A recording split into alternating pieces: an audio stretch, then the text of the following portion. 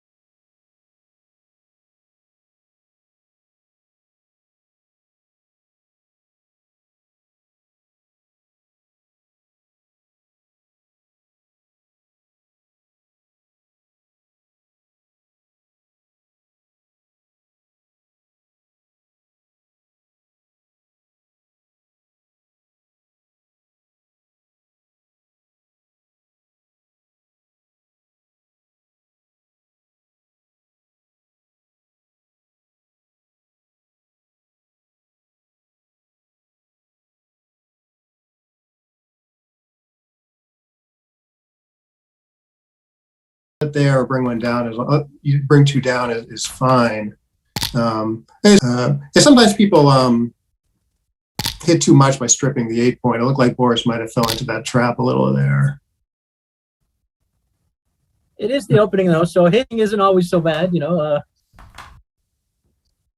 player has established any inner-board points, so loose hits are typically okay, but yeah, stripping the 8 point is. It's a little funny.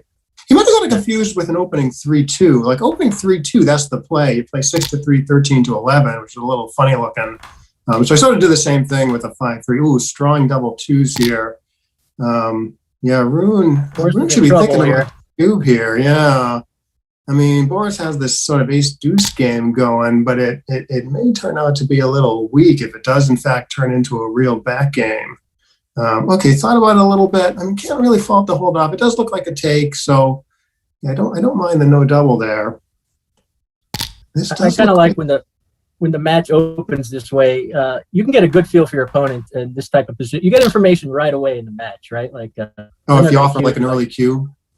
Yeah. I mean, the bots might be doubling this technically early, but you can. I mean, most people just take these so late. You can get a sense of.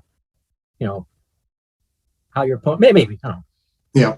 If I'm playing someone I don't know, I do definitely maybe give me like an early cube. Okay, this looks like technically opponent takes cube though. Boris thinks there's enough ways to win this to take. All right. Oh, this could be an interesting opportunity. I mean, one idea that's popping out of me is 11-5, 24-21. Opens up to attack a little bit. Oh, okay, so here he's a little worried about being hit with 4 or being pointed on. So he decides to run. Ooh, oh, what a great shot. I mean, I assume he's making the 5. Yeah, there's another play where you make the ace. If you make the 5, it's going to be a little tough for White to get a game. You might end up with all 5 points this way, though. Okay, so yeah, Rune's really going. What's that? This makes the 5 point a lot anyway. Yeah, he's kind of going. He's going for everything here. That 5 point stays open. Though. He's really going to regret not having that 5 point if it stays open though. All right, this does look. Okay, so yeah. He does have those 2 rear checkers to worry about too. There's 3 points in front of them, so. Like he ends up with a position like this where he's pretty exposed with blots all over the place. There could be an accident bringing this home. Yeah, the other thing about playing like this is it's likely White is going to get decent timing for his deuce point. The game isn't going to be as good as, definitely filling the 5 point here. This looks pretty powerful. I mean, the deuce point game race to be pretty well timed no matter what. The ace deuce game, although it's much stronger when it's well timed, it's going to be like a lot harder to time. All right, good play there. I think he chose not to hit. He's really not ready to contain. He chose to slide 6-5 instead of hitting 8-7 when leaving like everything. Yeah, looks like it's paying dividends. He's got a nice containment play here. Yeah. Now it can get interesting.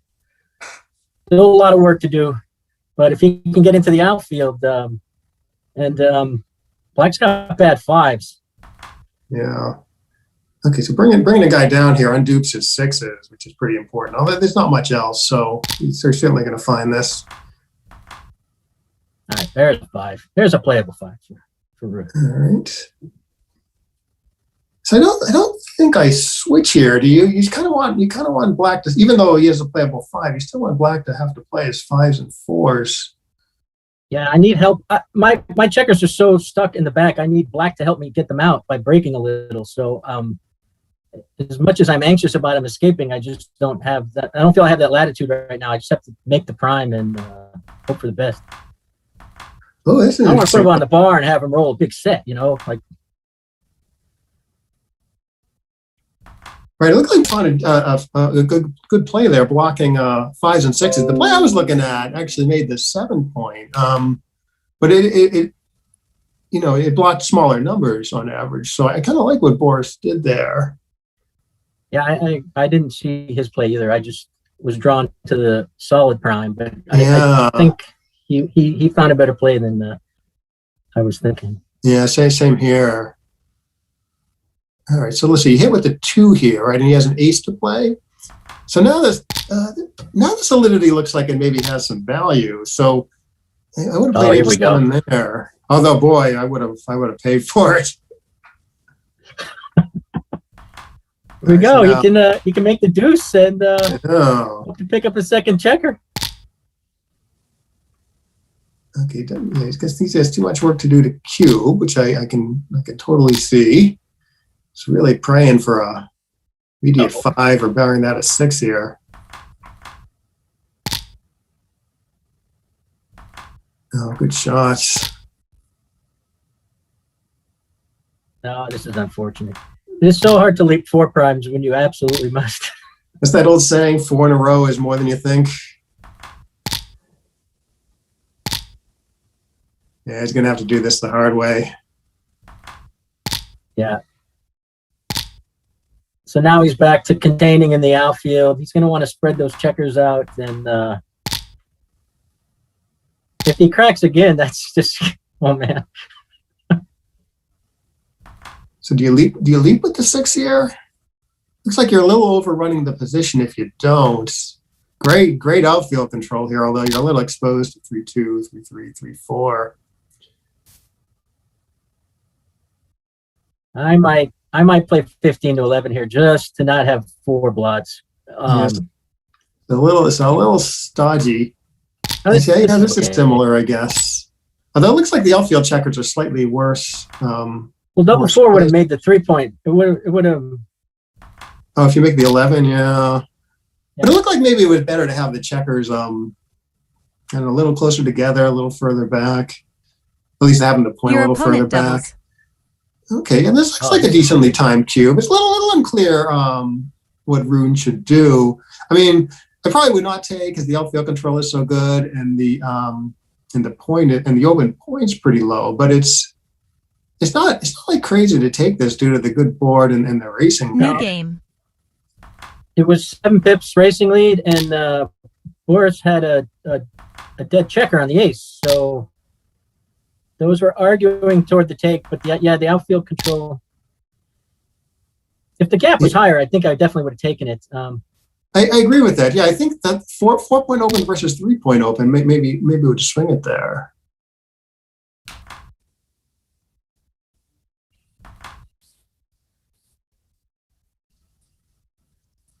So this is a tremendous shot there. Maybe just go brute force here and hit twice. Okay, so he's going a little more positional for a little bit more risk. Yeah, a little unclear. Ooh. Oh, fan on the 2-point board. This would give Black a chance to consolidate a little. Right, down 0-2. Looks like a pretty easy take still at this point. Yeah. Down 0-2, Rune is thinking of venturing here. I would hold off. Your opponent doubles. Your opponent White's board is just a little too much better put together for me to like even after the hit here, you know, White does have an anchor, so Black can't really blitz. Right. I don't know. The score's a bit of I mean, you might have been thinking score. The score's like I think a bit of an influence there, even though it's only 2 points in a long match. This sort of solves all the problems.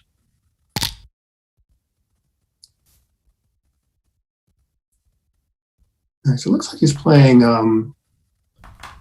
You have this like very safe play where he plays 11-6, 15-13. There's more constructive plays. Like you can play 15-10, 13-11, leave yourself a little exposed, but make better structure. Maybe the structure is just not worth that much, though. Okay, so he decides to play safe. All right, this looks like he can jump and bring a checker down, or he can hit loose on the 2. The fact that he's up in the race so much, kind of argues for not hitting. Don't do this. No, don't misclick here. That was a misclick. Yeah. I think coming out is probably better, especially the midpoint is stripped, so some of those hits have some cost to them. Yeah, and it looks like there's a little bit of 3 and 5 duplication. Right, like both 3s sort of step up and 5s lead nicely. So I think we do like this play. It's thematic. I mean, you got 1 man back versus 4. You're way up in the race. You don't want to risk getting another guy sent back. Whereas getting like 1 guy sent back, jumping out and getting the same guy sent back isn't so bad. Okay, builds up some nice structure. You got to go for the hit. Some question about whether to pick up the blood on the 5 after hitting. I'd leave it slotted if there was some like productive other ace to do, but there's no other productive ace. So maybe that implies you just play 5-4 here. And you don't really want to play 8-7. Like it's so hard to cover now. Yeah. Like if the ace was like productive. Cube. White can sneak up on an efficient cube sometimes. I'm not sure what the play would. I'm not sure how that argues for the last play, but it is something to think about. If he can threaten a 5' while Black's on the roof, while Rune's on the roof, maybe get an efficient cube out of it. Not with 4 checkers back though. So. Yeah, but I see what you're saying. I mean, you're going to need that. You're going to need that 5 point at some point to get a good cube. And all right, so you're hitting in some fashion. That does look like the ace, and then you can either play 8 or 12. 8's a little more flexible. This looks like a little closer to home, so it's like easier to come home without leaving fly shots. So I don't mind this at all. So you can make the 2 here if you wanted to try for a gammon. I mean, this wins more. Maybe the 2.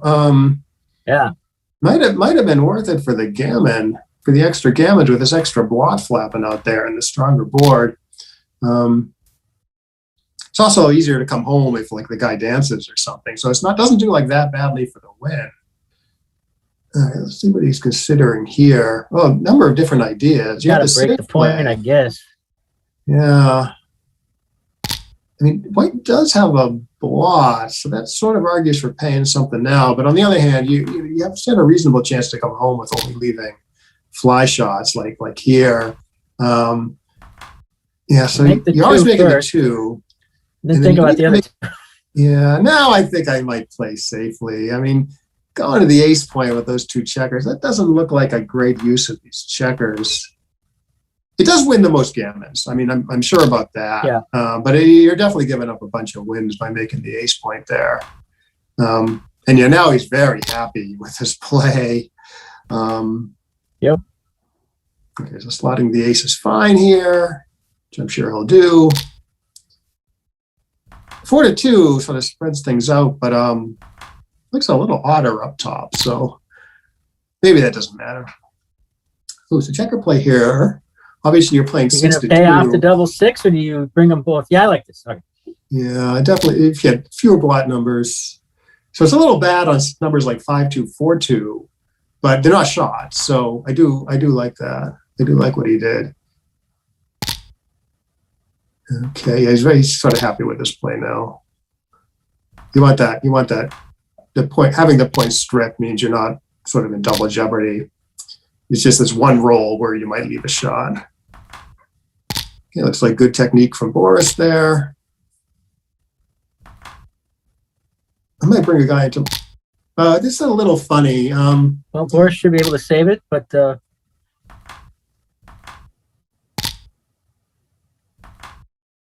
I hope that 3 to 2 doesn't cost him. Okay, yeah, no, this is no problem. Yeah, the 3 to 2 is a bit of an unusual play there with the 5-1. Sometimes you can play, if you're coming around, you have a checker in your opponent's outfield. Sometimes you can play 2 to 1 with the ace. I don't think you're ever really playing 3 to 2 unless you're already in your outfield, though, with a single checker. But this is like tiny, this is tiny stuff. It just surprised me when he did it. All right, we got 11 away now. all right, so we got 2-2. For people just joining us, this is a 3-way playoff for the Cherry Blossom Finals. We got Rune Faerevaag on the black checkers and Boris Dekhtyar on the white checkers.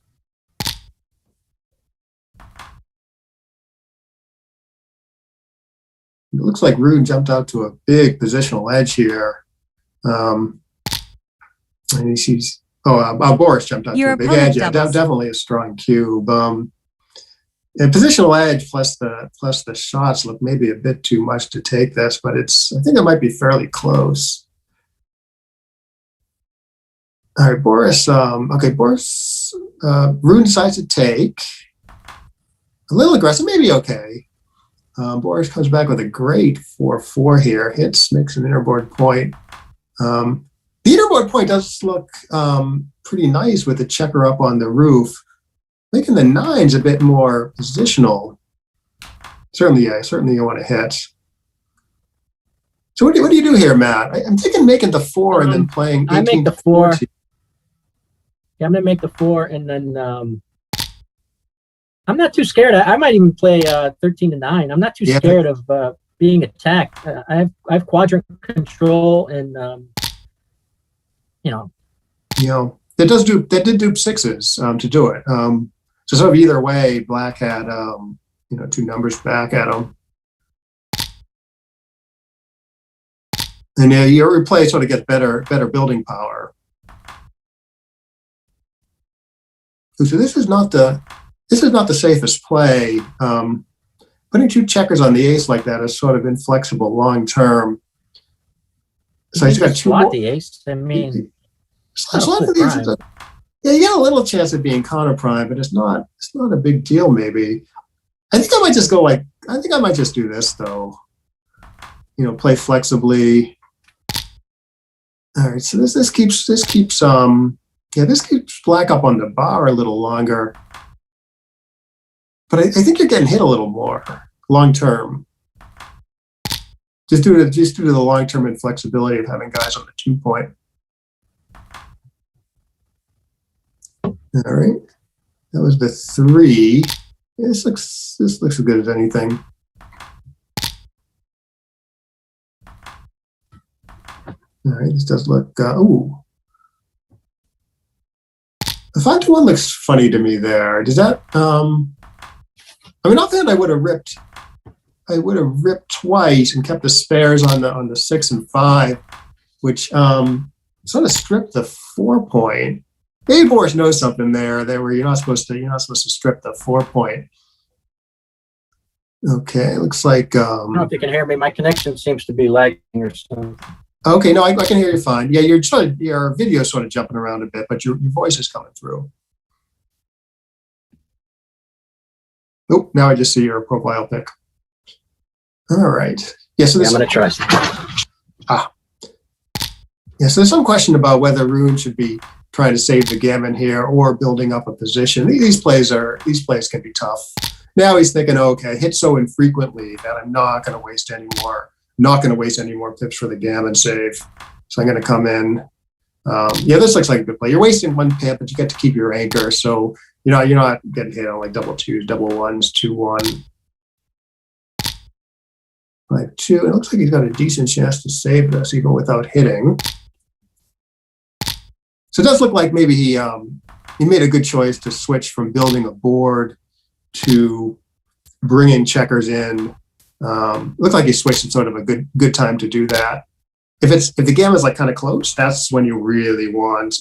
That's when there's like a big argument for not wasting pips and then you just want to like kind of bring checkers into your 6 and 5 points really soon. Okay, this misses on 3-1 only. If he brought the checker in, he would miss on 2-1. New game. I don't know if there's something else there. All right, so Boar ahead 4-2.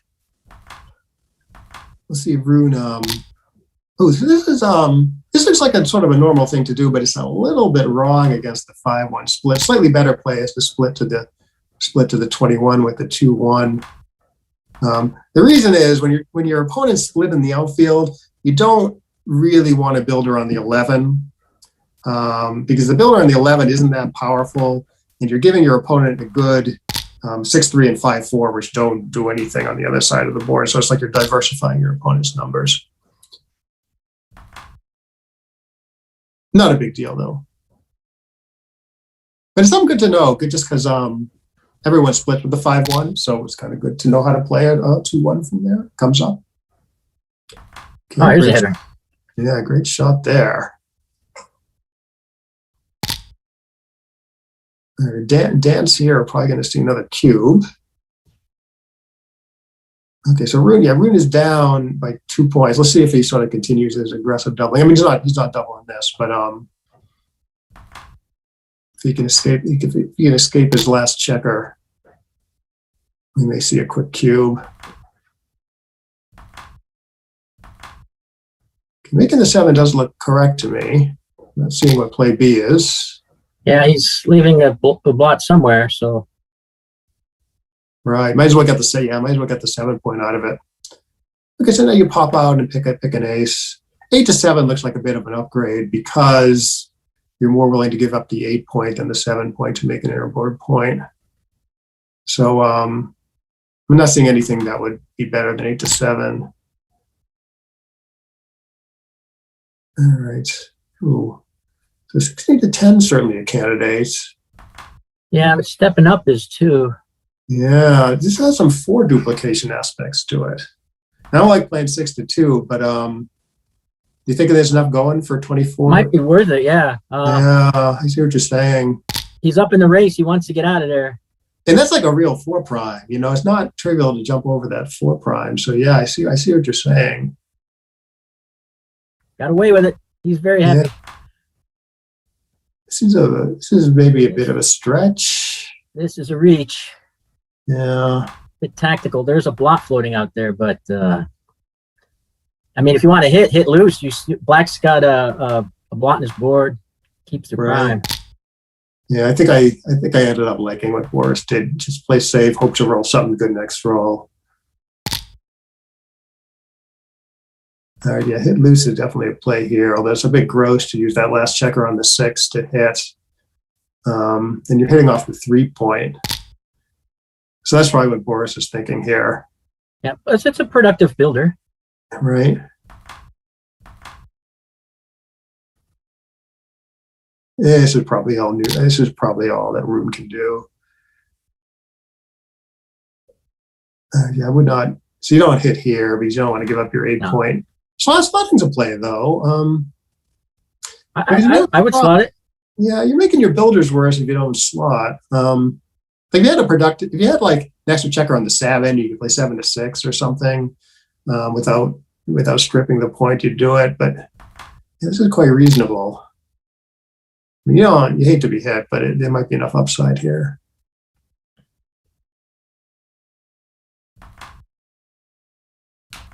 Some question about the 3 here. I mean, the 10 point is not worth a ton because you own your 4 point.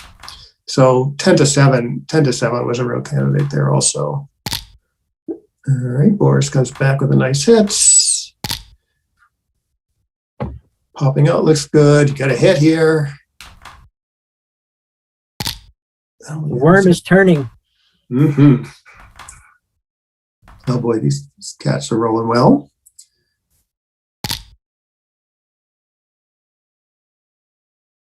Oh, you get this 9-point making play here. Yeah.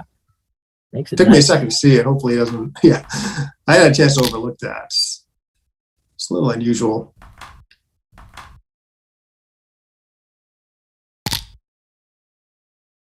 All right, so two ideas. You can make the 4-point, or you can run out from the back. This keeps the prime nicely. Oh, this is Bit of a cracker. And then, yeah, Boris has a cube decision here. I mean, it looks Your like you opponent can, doubles. if it's a take now, it looks like you can easily lose your market by hitting loose and getting missed. 38 pips. But they're in a sound front position. if you knew you were going to anchor, it's an easy take. Right. So, I'm taking, especially at the score. yeah, I think I'm taking too. The attack can come. I still might end up with an anchor anyway. New game. Or hit a fly. And I still have enough. I have enough. My position hasn't cracked enough. I still have enough flexibility there to handle a few bad rolls while I'm trying to scramble out. Right. If I was more stripped on the front position, then maybe it's a little more scary because I'm going to be cracking sooner. But the race lead was huge. Yeah. And down 2-4. You got a 4 cube in there pretty easily. That would be a tremendous. That'd be a big coup. Yeah, so that'll be interesting to look at after the match. Boris already obviously thought Rune thought the prime was too strong.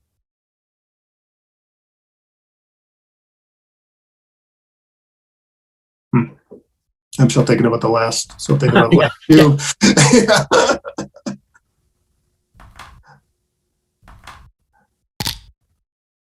All right, so what about here?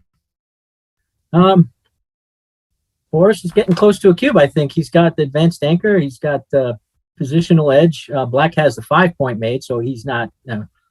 He's not hopeless, but right. Yeah, I would have winning. You know, right? Yeah, I probably would have held off like Boris did, just because. I mean, Black always has this 3-point game. So even if you can escape your back checkers, you're probably cashing, but it's not like Black's position is hopeless.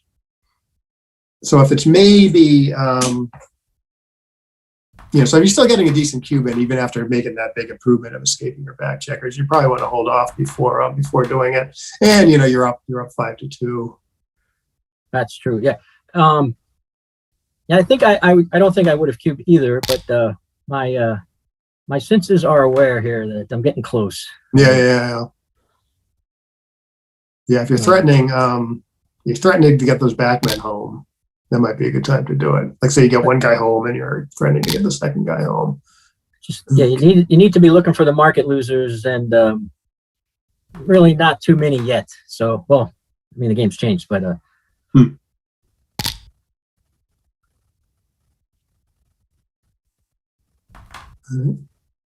She has to play flexibly here by coming up to the 18.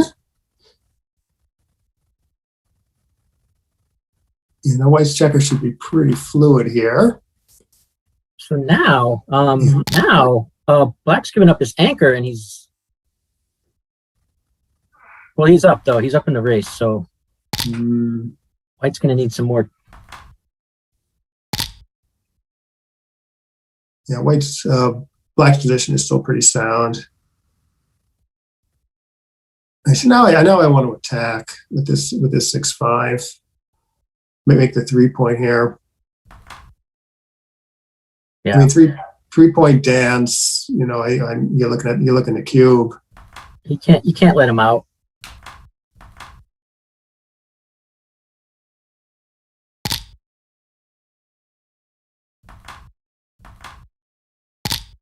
Well, race is tightening up. Yeah, you're only down 7 here. Again, you're up 5-2 in the match though. So yeah, the match score is the main consideration at this point, I think. Right. He needs a lot more volatility. Oh, great 6-4. All right, now the doubling shoes on the other foot, as they say. Yeah, this looks like it should go. This looks like it should go double pass here. It makes a pass on the race, and contact arguably favors black here.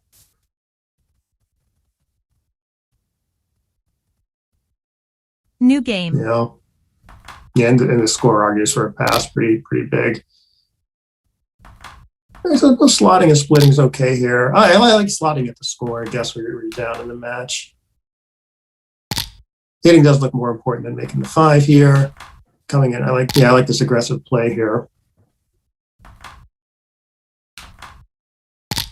So that 6-4, people try to control their emotions when they roll bad numbers, but you also have to do it on the good ones. Sometimes you roll a joker like that, and then you're so excited you forget you can cube the guy out.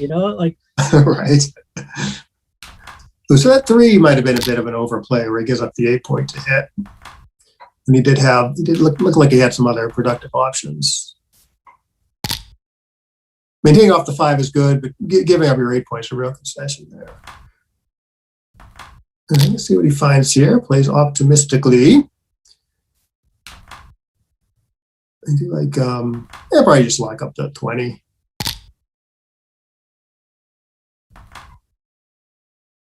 I don't know whether to shift to the 7 point here. I don't know what's more valuable, the 8 or the 7.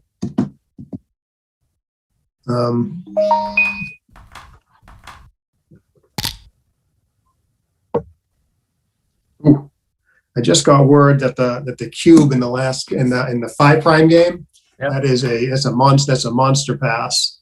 So I guess the 5 prime is just too powerful there. Despite the score and despite Rune's sound position. I've been known to take monster passes. Yeah, do it again. Join the club, man. Well, how big was the pass? Monster's a big number. Yeah, it's probably I don't know. It's probably some multi-blunder. Anyways, we should get back to the action here. So he chose not to make the 7. He chose to step up with the double aces. Okay, yeah. I mean, but the 8 point's a little further back, so it blocks some bigger numbers. There's a 2-2 here. Well, you got a million options here. I'm hitting. You like hitting, and then you can almost do anything with the other 2. This looks as good as anything. I don't know.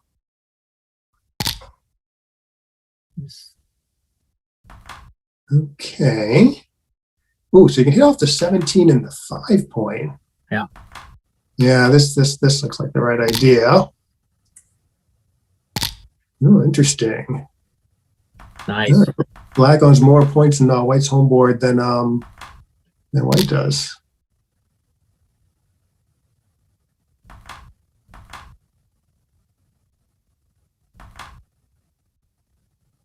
Well, Black gets to pick what type of game he's going to play.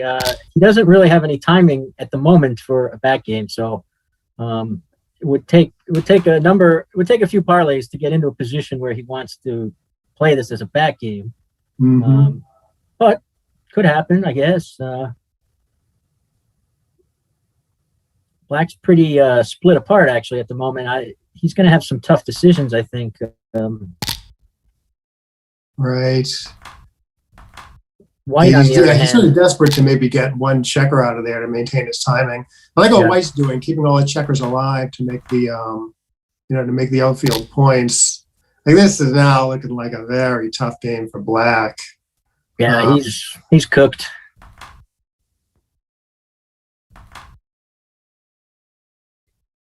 So what are you thinking? Are you taking this if you're cubed here? Yeah, no, I don't think so. I think the game is you're just crunching too badly. Do you think it's too good? Your opponent In doubles. practice, I would cube.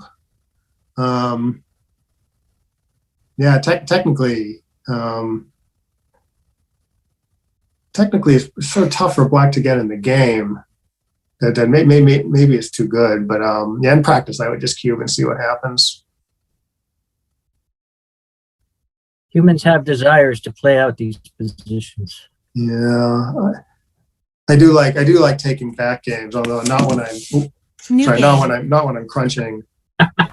Not when I'm crunching that badly. Okay, so the monster pass in the 4-2 game with it's just 1.2.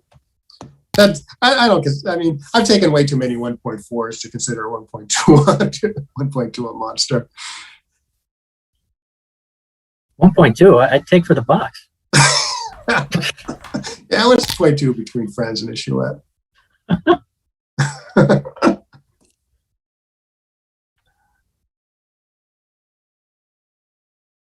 Okay, 4-3. Ooh, a lot of options here. He makes the 4, hits on the 5. Hit the guy on the 20. This does look like the best 3. This is the fun play. Yeah, sort of feeling the other one though. The other one makes an interboard point with a lot less downside when it goes bad. Right. Looks like you're pretty. I mean, if you get away with it, you're pretty diverse, maybe. This is a more positional option. He's hit twice, but if you're going to hit off the 20, I guess I do like hitting off the 5. And there might be some other candidate we're missing also. You can make the 4 and the 10. That's what I was thinking, but maybe some hit is called for. I made the fun play. All right. Yeah, he's going for it. And a good retort. Yeah, I like 6-5 here. Yeah. Unstack that heavy 6 point. Yeah, I mean, it sort of has 2 vigs to it, right? You're making the better point, and the distribution is better. I mean, you have the 4 point slotted, which is both sort of a plus and a minus, I would say. All right, so making the 7 or hitting off the 17. To me, it looks like hitting off the 17 is more going for it. Yeah, I agree because of the 3 checkers back. I want to get one of them off. I don't want 3 checkers on that 24 point. Although, plus this gives Black the whole roll. In general, this is what you're doing. For the new players out there, if you have a choice to make one good point on your side of the board or hit in your opponent's outfield in the opening. I don't know about this. He can anchor up on the 22. It's a little bit more risk, but so what? It's such a much better point. Maybe he just didn't see it. Sees it now. All right, so we can run out and hit here. But I'm having trouble finding a play B. I mean, there's a lot of shots back. Come on, man. Yeah. He's thinking it's like a lot of shots back since it's 3s, 5s, and 6s, but it seems like it does so much that you got to do it anyways.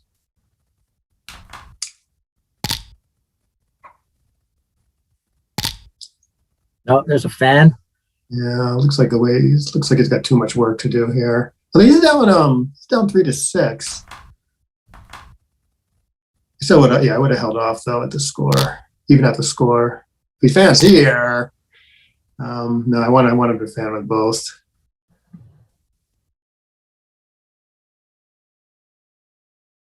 Ooh, making the 2s a play. Yeah. You make the 2, you can hit off the 16 and hit again off the deuce. This is bloody. Yeah, I think I might. If I'm going to hit on this, I agree with what you're saying. If you come out with the 6, hit loose. So the 4 is sort of the given, and the 6 is the question, whether you make the deuce or come out. Right. I probably would have ended up making the Oh God, fanned again. Okay, so now you're down 3-6. I mean, this is yeah, this is pretty powerful. Your opponent doubles. Yeah, I would not take this New at the game. score. Is there some chance that was too good? I think that's what he was thinking. I think he was considering whether he can afford to take a roll there. But he still had a lot of work to do to come home. He didn't have the 3rd point made in his board. Right. And then even if he makes it, it's just a 3-point board. But white. I agree with the cube action that he chose. Like the double, yeah.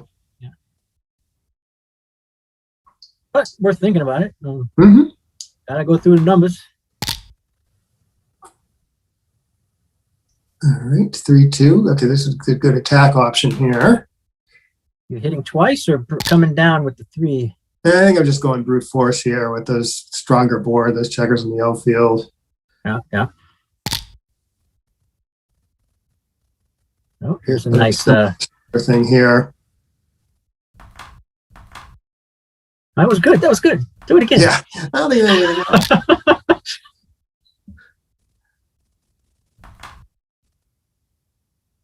Okay. He hits back. It's going to take some steam out of that blitz. He could resume it here. I think he has to. I think that's his best game plan is to close him out, because otherwise he's got those low points made. Yeah. Well, you own the cube, so you don't even need to do that.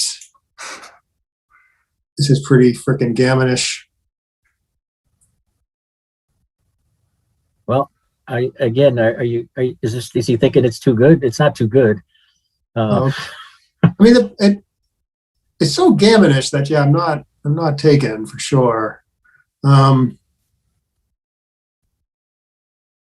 think maybe he is thinking too good. Oh man!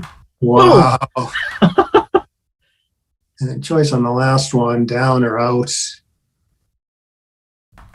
Okay, thinks he's like a little stuck back there. So it's pretty diverse. And I mean, after dance, it's pretty diverse. It's a better builder. I guess I would go with this also. Okay, so yeah, now clearly too good. Yeah, hit the front one. Get the extra wood in there. Yeah, I like that too.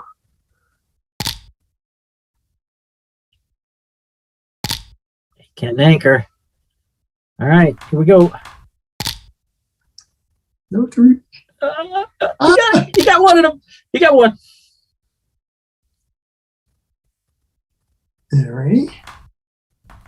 Yeah, I like this play, getting in range of the blot in the outfield. Pays off to double 3, but oh well. Okay, so now what, you're still playing on here? Guess so.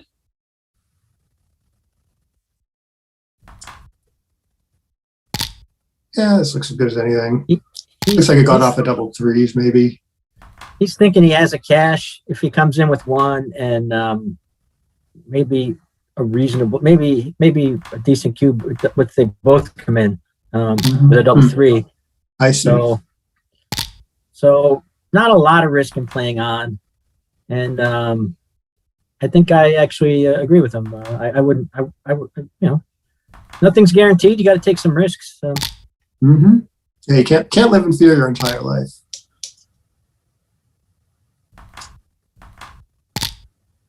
All right, playing flexibly, coming home.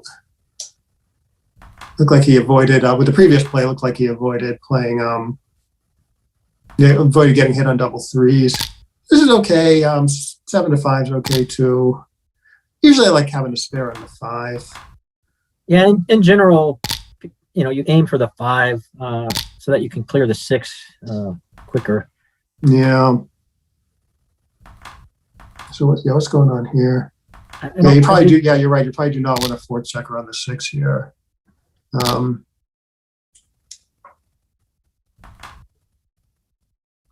Right, so safest here would be 6 to 4. Yep. Even though, it's two blot numbers, but yeah, most of your numbers clear the 6 fine, which he should do with this. If the gammon was at all close, which it isn't, then yeah, you might think about ripping. And again, this is the safest.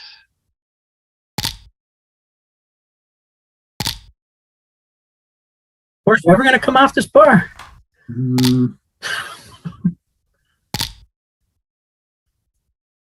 All right, so you clear the 5 here. I'm having trouble seeing how this can get you into trouble. I mean, it looks funny with the big stack there, but looks like the numbers all play okay.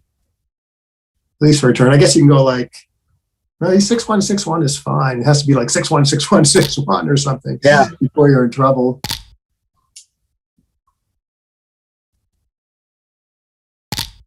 It did look like a reasonable play with the 2-2 there. All right, you got to worry about the backgammon here, obviously. I don't know whether this is better for saving or 22-20 is better for saving the backgammon. He did just waste a pip saving the backgammon. Yeah. Crossovers might be worth something, though, here. It's probably okay to leave 2 guys back here, although you are getting gammon a little more if black rolls 6-6. All right, so we got a gammon here.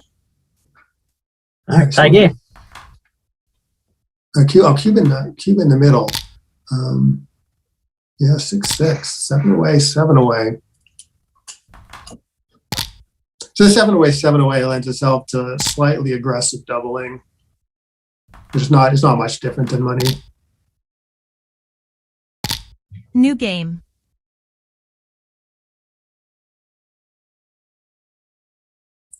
All right, we'll see what Boris chooses with his 4-3. What do you If he's like? down in the match, you'd probably play 2 down, but since it's even, it's probably a bit of a toss-up. We do either split. It's a question of style. Yes.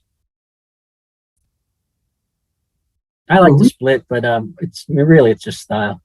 And for money, I always bring 2 down just because I like to win. I like to win gammons, but in matches, I'll let the score dictate. So are we stuck here? I'm not seeing the timer click down. Yeah, I got the same. Gotcha.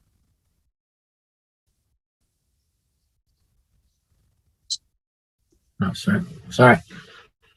So Alex, and you're part of the woods. It's the cherry blossoms out. Oh,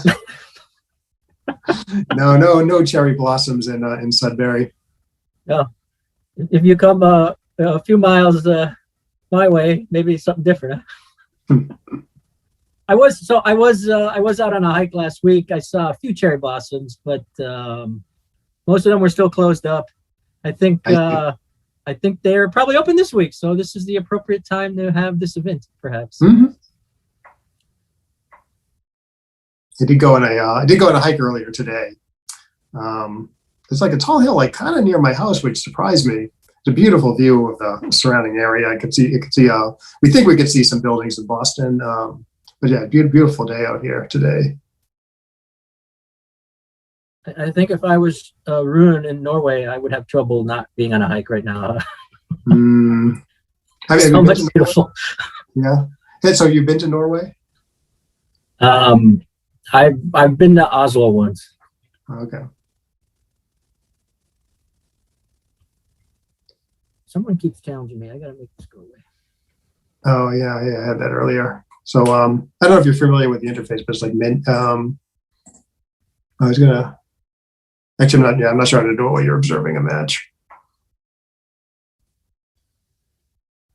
Okay, gotcha. Okay, yeah, it looks like they're taking a 5-minute break.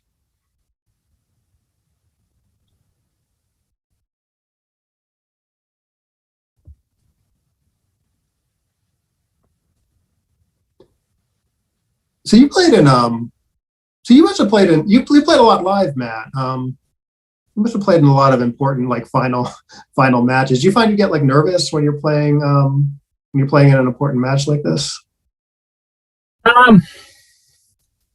I get nervous waiting for it. Once I'm playing, I don't care. Like I hate waiting for it. I'm like, gang, like I actually start getting anxious. Like I just want to get it on. I want to get on with it. Yeah, And, once I'm playing, it's just like, all right, well, it's just backgammon, right? Yeah. Like, what do you get? You can't. Your mind can't control. You just have to play the game. So like you can. What you just gotta.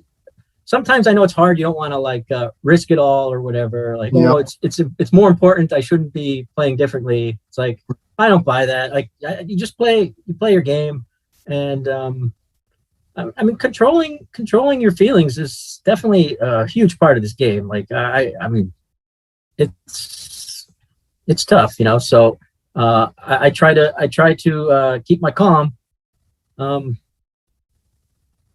Doesn't mean I don't have those feelings anyway, Yeah. But really, once it's going, I don't really feel it so much. Right. Yeah, I do try to think, even in an important match, I do try to think of like every position as like a singular problem that just needs to be solved, and it doesn't matter if there's $10,000 at stake or whatever, or you're just playing in like a local $1 chouette or something. Yeah. Well, also like there's more of a crowd when you're in the final. There's a crowd, right? And so you don't want to embarrass yourself. And it's like, so what? Embarrass yourself. Give someone. You get to play in the final. Other people get to talk about you. That's a good trade. Right. Like I'll take that trade every time. Yep. All right, looks like we are back. So Boris did like bringing 2 down with the 4-3, which I approve of. And now Boris has a little bit of an edge in the game. Maybe obviously nowhere near a cube yet after the nice 5-4 by Rune.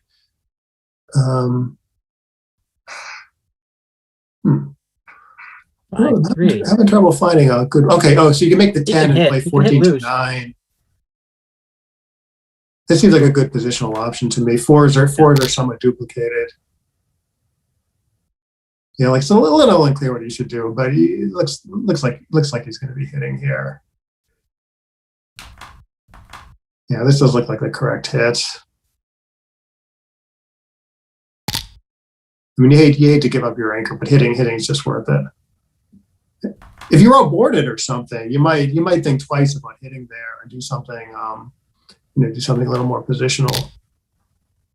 But board strength equal, it didn't look like there was enough reason not to hit. 3 back versus 1 is you're hitting most of the time in those situations in the early game. Right. You can't just let him escape.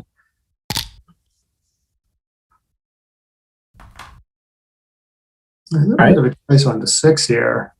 18 looks like you're really exposing yourself to double hits. 20 to 14, you're still coming into a double shot. So, okay, he thinks 13 to 7 is the least. So that's a good positional thing, and he's not under too much danger. Yeah, I think he wants options to make that 20 point because he doesn't want to race. Right. So he needs to dig in somewhere. He needs to play defense somewhere. All right, so 6-4 now for White. Yeah. So running all the way is an option. 24 to 14. Yeah. Otherwise, it's the 2 point, right? Like there's no other real play. Right. I mean, he's up in the race quite a bit, so that sort of argues for running out all the way. Hope to get missed. It does look like black is pretty diverse, though. I'd like the running play a lot better if like he was giving 4s to hit. Right. You're not duping anything. You're giving him everything. This looks a little funny to me. Yeah, that wasn't on my radar screen.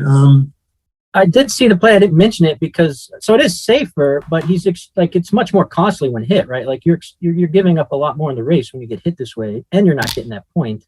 Right. If anything, stripping the builder off the 8 point is more costly. Like if you're gonna give up the builder on the 8 point, the extra one on the 6 point is no big deal. May as well make the point. Right. But it was safer, so like a lot less. He did avoid a number of shots that way. Double 3. So this would be. I like making that ace point. Those checkers got it. Oh, I'm sorry. Oh, okay. Yeah, I don't know what. I was sorry. I wasn't paying attention there. So what did he do with the? Oh, he must have made an inner board point with the first two. Play 3 squared or something. Okay, great hit here. So the 2 is a little awkward, but there's nothing wrong with 11. I mean, you're duping aces, so it's not that many shots. Spoke too soon. Ouch. Yeah. All right, at least you can come in and hit here.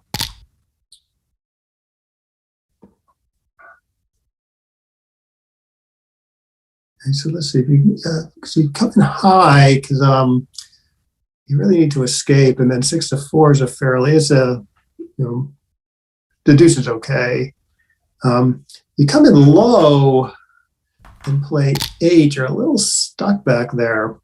So I guess given that you desperately want to escape, I do like coming in with the 5, like Boris did there.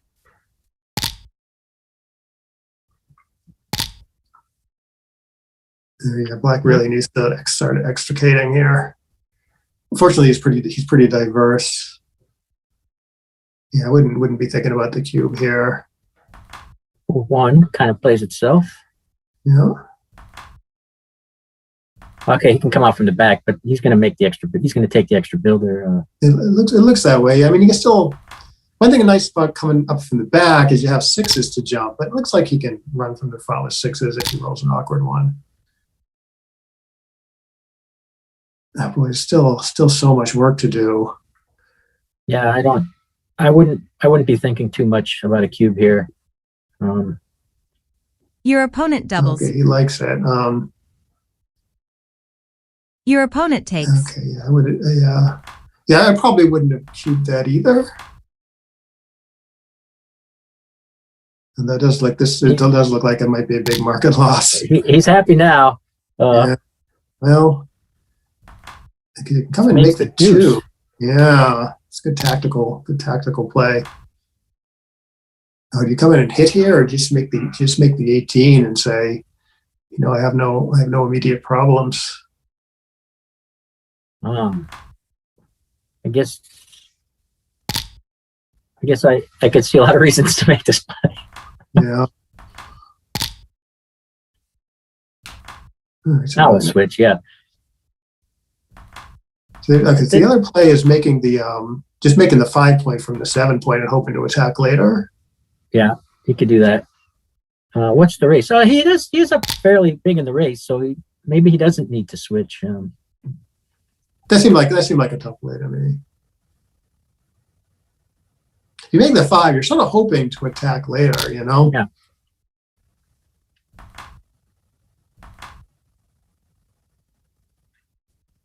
Okay, up in the race, you can try racing here. The attack play is this. Yeah, these both seem like candidates to me. I think if you run from the back, you're really giving white a lot of hit options.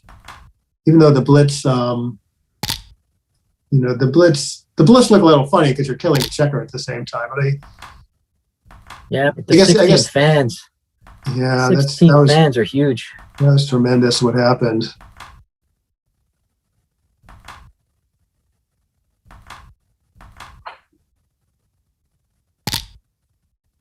It keeps 3 builders. All right, he's on his way. Yeah. Decent. I was going to say decent gammon chances, but they just went down quite a bit there. All right, good play. Good play. Okay, I would have stayed back. I would have been tempted to stay back with the 3 there.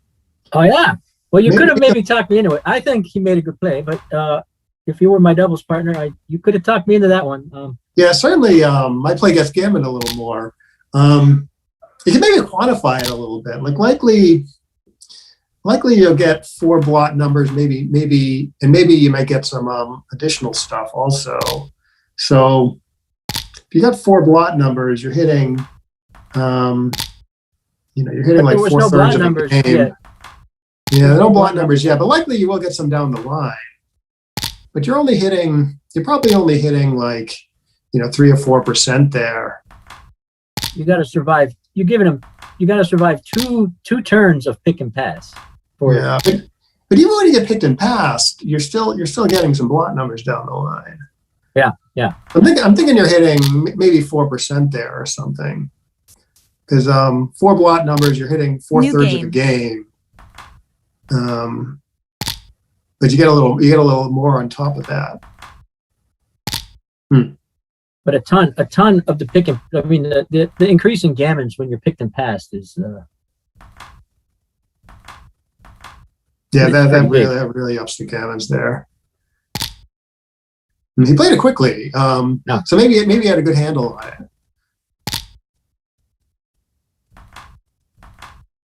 I liked it. And I see.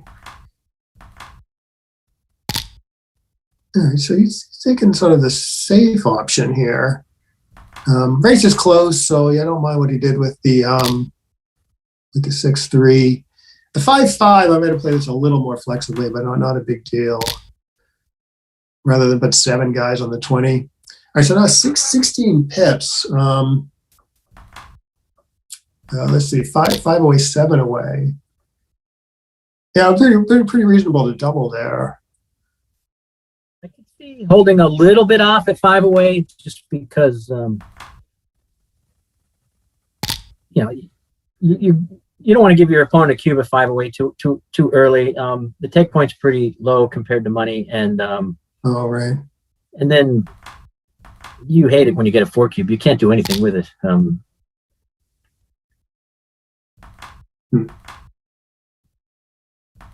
Let's see if if white passes, then the leader gets to 4 away, which is a pretty comfortable score to be at. So he's going to take. So by that logic, like you said, he's going to take pretty deep. That's how I usually think about 5 away. I think about it in relation to these 4-way scores. Well, the race is tightened up, so I think there was a blip of a moment there where the race was kind of where maybe for money you're spinning it, but the score's going to lead you the other way. But now it's tightened up. Yeah, it looked like never had a good opportunity to clear the 13, so there's going to be a lot of shot potential here. Okay, who's going to blink first? Yeah, I do like. Even though white had the blot, I do agree with not paying now because it's too many shots. You don't want to pay the full 17. Who's going to blink first?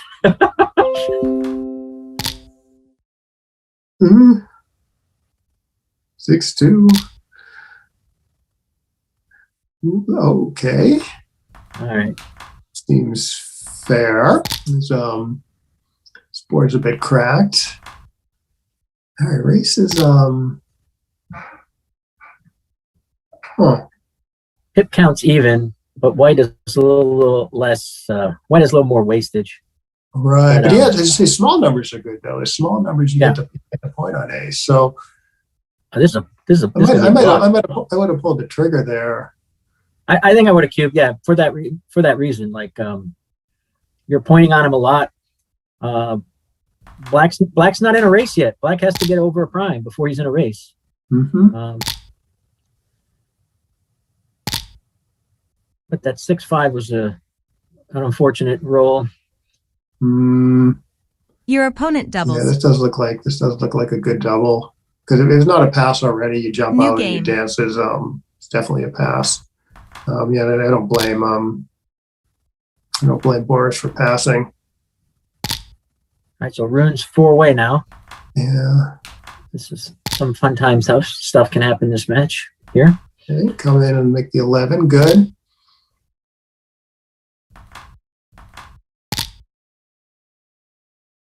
Nice. Yeah. All right, so yeah, so we have this 4 away, 7 away score.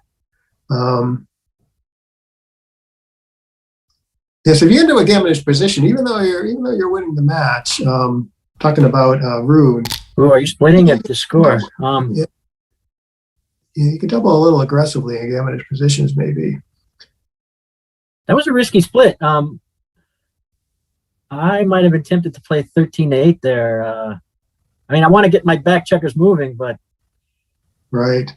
Black's got 10 in the zone. Right. Black has the anchor though, so it's sort of more. Once your opponent has an anchor, he can't be primed anymore. You can be primed, so it's more important to split than usual. So I do like what Boris did there. I see what you're saying though. I mean, you're getting blitz some. Yeah. Like I might have I'd be happy to be split there. But yeah. Might have played 20 and 23 there. Yeah. Well, actually, I liked 20 and making the 3. I would have stayed back, but either of those plays, I did like being split over the anchor. Gotcha. In this case, yeah. Yeah, one thing against 23 is there's a spare on the 8, so that works as an attacker when you're on the 23. But still, you don't like downgrading from the 4 to the 3 point. But yeah, it looked like splitting was the important thing there. All right, 65. Yeah, no option there, it looked like. Guess you could split and make that 3, but it didn't look worth it. He's looking for another 65. 64 is good enough to run with. Yep. And then miss and likely got a cube in. No, this is pretty big. Let's see. So 25. I was only up 9 now. So no double after this. Oh. Yeah, I think 9 pips seems like enough that you maybe want to keep the 20 point. Yeah. If it was like 3 pips or something, you would probably make the 16 points. So he's maybe a little worried about getting stranded back there. Yeah. You can always play with the checkers on the 13 though. On the mid. It's not so bad. All right, so you played 2 of them so far.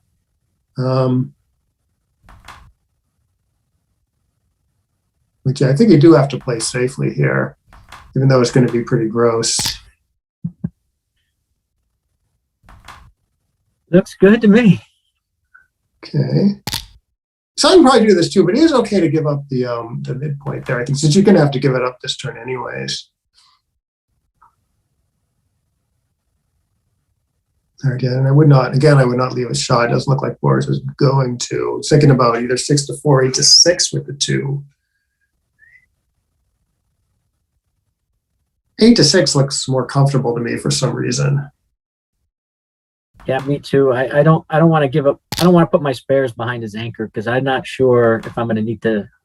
I'm not. Again, it's another case of who blinks first, and I don't want to. I don't want to prematurely put my checkers behind him. I see. Yeah, I see what you're saying. Yeah, it's a little. Yeah, maybe this is a little less flexible.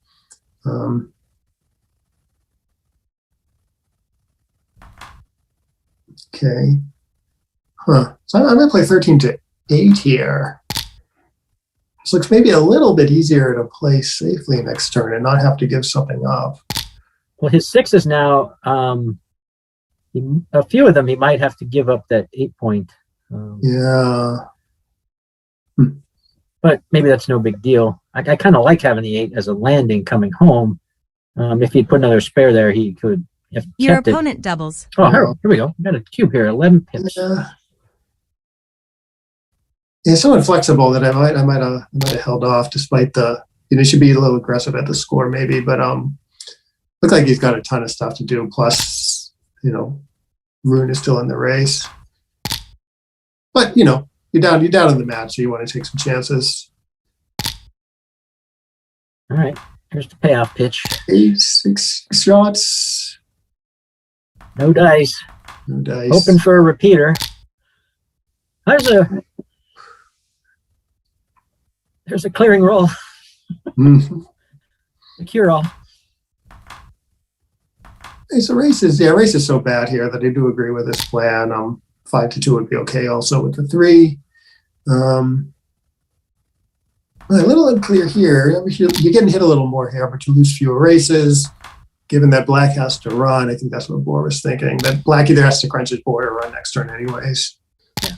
So you're not paying full price of your blot numbers. All right, so it's going to be 8-9. All right, so Rune is going to be 4 away.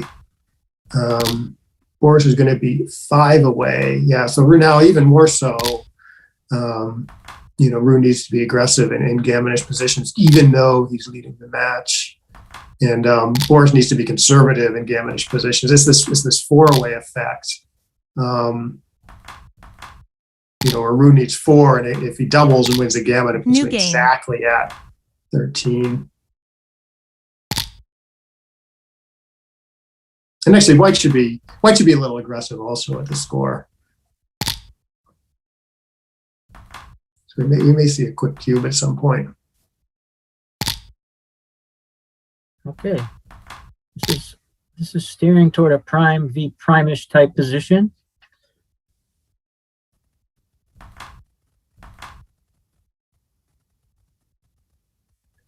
This looks pretty reasonable to me. 6-1. He could hit twice. Actually, he can switch to a blitz maybe. Yeah, interesting. Or just play safe. Yeah, 13-6. Definitely a play. Splitting seems like a play also. You sort of have like three different options there. All right, pretty. Why wouldn't you cube that?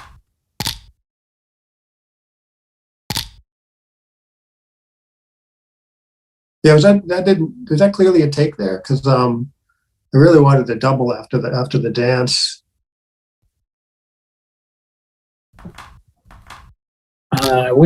With the 5 point, probably, but Your opponent doubles. now it's pretty. If he anchors, he's not. If he anchors, it's only probably on the 23 point. Right. New game. Which is playable, but he's not anchored. He's not even anchored yet. So that was a pass. Yeah, I agree with pass there. So 4 away. Okay, so yeah, this again, both players should be pretty aggressive with the cube in gammonish positions. You win more gammas than your opponent. That's a big argument to double at the score. And you need to be conservative when you're losing a bunch of gammons. Although both players making anchors. All right, 5-2. You get a little feisty here with the stronger board if you want, but nothing wrong with what Boris did. This looks decent. You can make the 5 also. Don't misclick. Yeah, if you're gonna slot it, you can just make it. Yeah. So 13-8 is okay. 8-3 is okay. It looks 8-3. This looks like good distribution. 3-3, 4-3. No, he's gonna leave it. He's gonna leave it slotted. Yeah, 7-3, 6-5 seemed like a candidate there also. And I just slot both points and do not worry about it too much. I think I would probably clean stuff up here. But with the 2 blots. Not now. Maybe not now. If he left it slotted last roll. I see. So you think in black maybe had some license there to play a little bit bloody. Yeah. Players rolling big. All right, so 119. So he's down 8 after the roll. So again, it's sort of similar to the 4-4 last game. I'm going to give up the midpoint entirely here, though. I think I do like keeping the 20, although that's a little unclear because you're kind of stuck back there. Yeah, what about just giving up the 13 though? Yeah, that seems fine. 8 pips, I don't want to come out yet. Yeah, again, if it was like 3 or something, then I would like this. So if this ends up in a race, the cube action, so the recube, there's huge cube leverage on the recube. Yeah, the take, yeah, if it goes double take, what is it, like 32%? Yeah, it's huge. Under the cube. Right, so that would argue for being conservative with the cube for the initial cube, but I think I think you still, I don't think that actually, that's not the only argument though. Like you want to be aggressive at 4-way in general. So there's a bit of a push and pull here. So I would treat the initial cube in a race something like money, maybe be a little aggressive, but I'm not sure about that.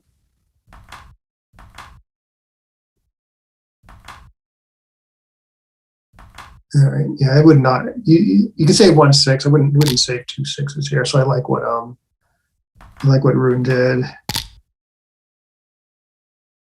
All right, yeah, saving a 6 here. It costs a little bit in the race to save a 6, and you only have like 6 blot numbers, and white might clear the point anyway, so you don't have to pay. So Rune's really just thinking, okay, this is best for the race. I don't care about the blot numbers that much. Yeah, the race is too close. He can't afford to waste really anything. But well, now it's moot. He just got jokered. Your opponent doubles. Mm-hmm. Yeah, nothing going on here. All right, so now 4-way, 3-way. So yeah, definitely bring 2 down here. Now you should be even more aggressive at 4-way since you're 4-way and you're down in the match. All right, Rune's off to a great start. Like you could even think about cubing here, although this would be a bit optimistic. I would have cubed it, actually. Yeah. Yeah, once I make the 5-point 3-away, I'm looking at it. I would have cubed this. I see. Even if it's early. Right. Yeah, I would have held off for like one more improvement, but yeah, I see what you're saying. You really need to be on the ball when you have when there's gammons floating around at the score.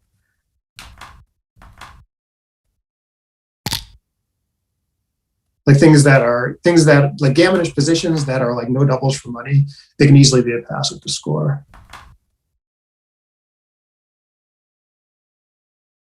Yeah, I just don't want to lose my market. And once I made that 5-point, I know the gammons are already elevated, so I'm doubling a lot. If my opponent hasn't really responded, and Boris did make the bar point, but that's not enough of a response for me. If it was an interboard point, maybe I'd feel different. But I'm super aggressive at the score, obviously. Mm-hmm. Yeah, 4-way, 2-away, yeah, you definitely have a cube there. Yeah, 4-way, 3-away, yeah, you have a double if you want to be super aggressive. All right, so what's going on here? So even raise. It's 4-way, 3-away. Your opponent doubles. Dude, I'm thinking it's 2-way, 3-away. You were thinking 4-way, 2-away. I see. Yeah. I would agree with double at 4-way, 2-away. No, I thought it was 2-away, 3-away. Oh, okay. Yeah, that's a score you should be very aggressive. Also, probably more aggressive than 4-away, 3-away. So yeah, I got the score wrong. Okay. Yeah.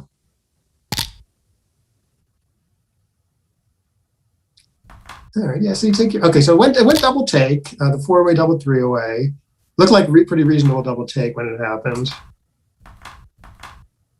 Okay, don't misclick. And now he's up in the race a little bit. He wants to maintain like a little bit of contact in case Boris rolls double 2s. He looked like an okay plan. I mean, it didn't cost anything in the race, really.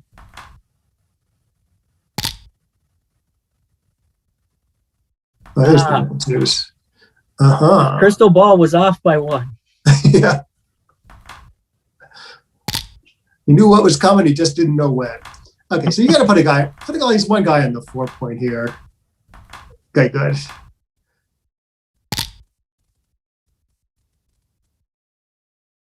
It could be pretty reasonable with 2 guys on the 4-point. I mean, this is fine. You're likely to get more guys on the 4 later. Okay, yeah, looks like very efficient positions here. And then Boris, Boris is a very efficient position also. Yeah, this looks like good technique. You don't really want to play 9 there with the 4 just because you want to remain flexible. So having 2 checkers at 1 point is a little bit inflexible. And then 5 to 2 or 6 to 3 is fine here.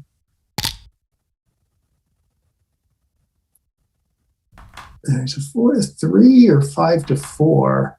Okay, fills in the gap. A little bit light on the 4 point, but there's still 3 checkers there, so it's not too bad. If he's just leaving like 2 checkers there, maybe he goes the other way. Okay, so nothing doing yet. For the recube, Boris has the take point is about 18%. So Boris has to get pretty far up compared to like a money situation before he's cubing.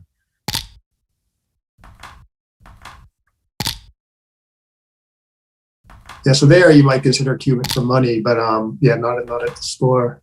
Now, Okay, so here, this looks maybe like a good cube bet to score 8 pips. I mean, just a pretty damn big money pass. So this might go double pass. yeah, I'm not even sure it's a take. I'm not sure he has 18% here. Yeah. And not doubling would be crazy here, though. Taking wouldn't be crazy, but I think it's probably a pretty solid pass even at the score. Oh, you gotta keep that.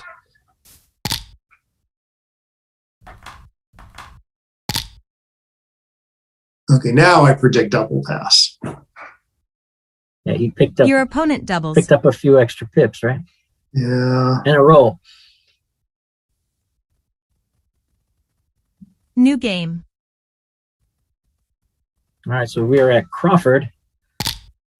Okay, and he's 4 away, so the gammas do help him. So that was a good 5-4 play on the opener.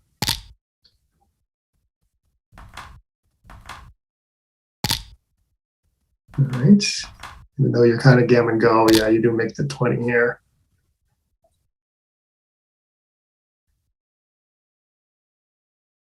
What are you doing with the 4-3? Are you stepping up and dumping one, or are you staying back? I thought I might just play 13 to 6.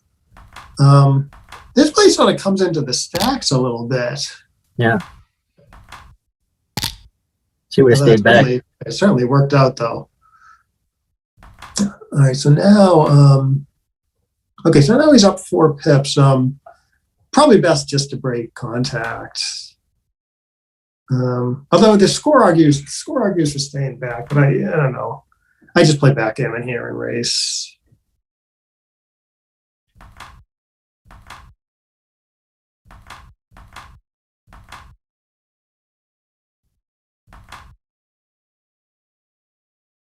Yeah, I mean, I can win a gammon this game or next one, so maybe I just go for the win here. I'm not gonna trade too many wins for gammons here. Right.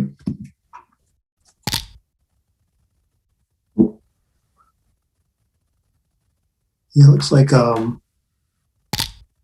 Rune came around to our play. Yeah, I'm getting word that it was redouble past the roll before last game. Oh, but pretty close though. 17% wins.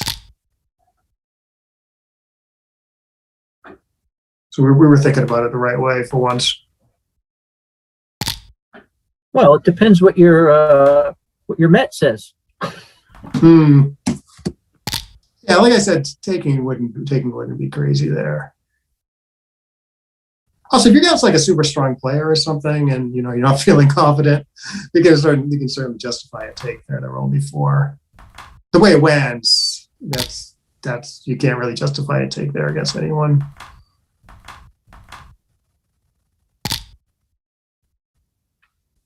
All right, still pretty tight here.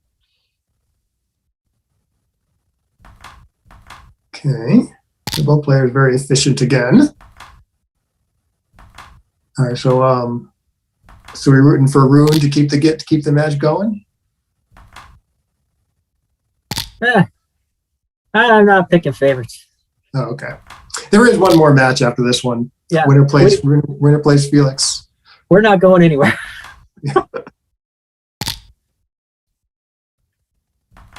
Alrighty.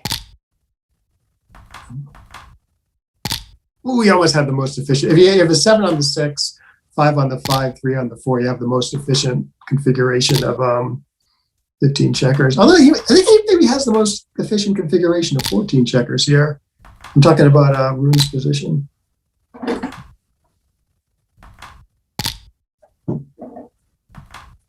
Okay. I've never gotten a prize for achieving it though. I always have I get like a little endorphin output in my brain whenever I get it. Doesn't happen that often. All right, yeah. So okay, yeah, probably good play from Rune. He's optimizing on big doubles. Yeah, so now he's got an even number of checkers, so he wants to maximize the rolls that take 4 checkers off here. Yeah, this is tough now. Yeah, that's the way he's thinking. So I'm gonna you can play 6 to 3. Yes, you still get 4 checkers off with 5 5 4 4 and 6 6. And you're nicely spread out. Oh, if this pays dividends, he's going to be so proud of that 6 to 3 play. Come on, double 4s.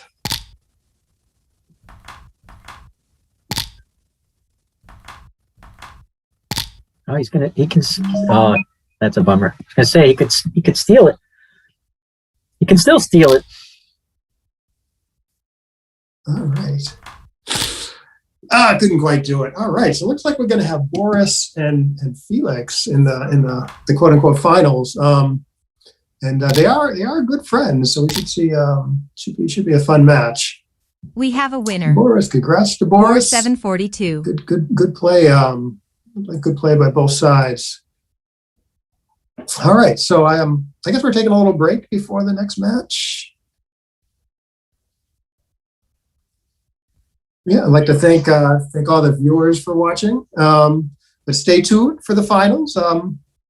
Boris against Felix, and thanks to the USBGF for running the tournament. And thanks to all the tournament directors out there. I mean, it wasn't a foregone conclusion that we'd have all this great online backgammon when COVID hit.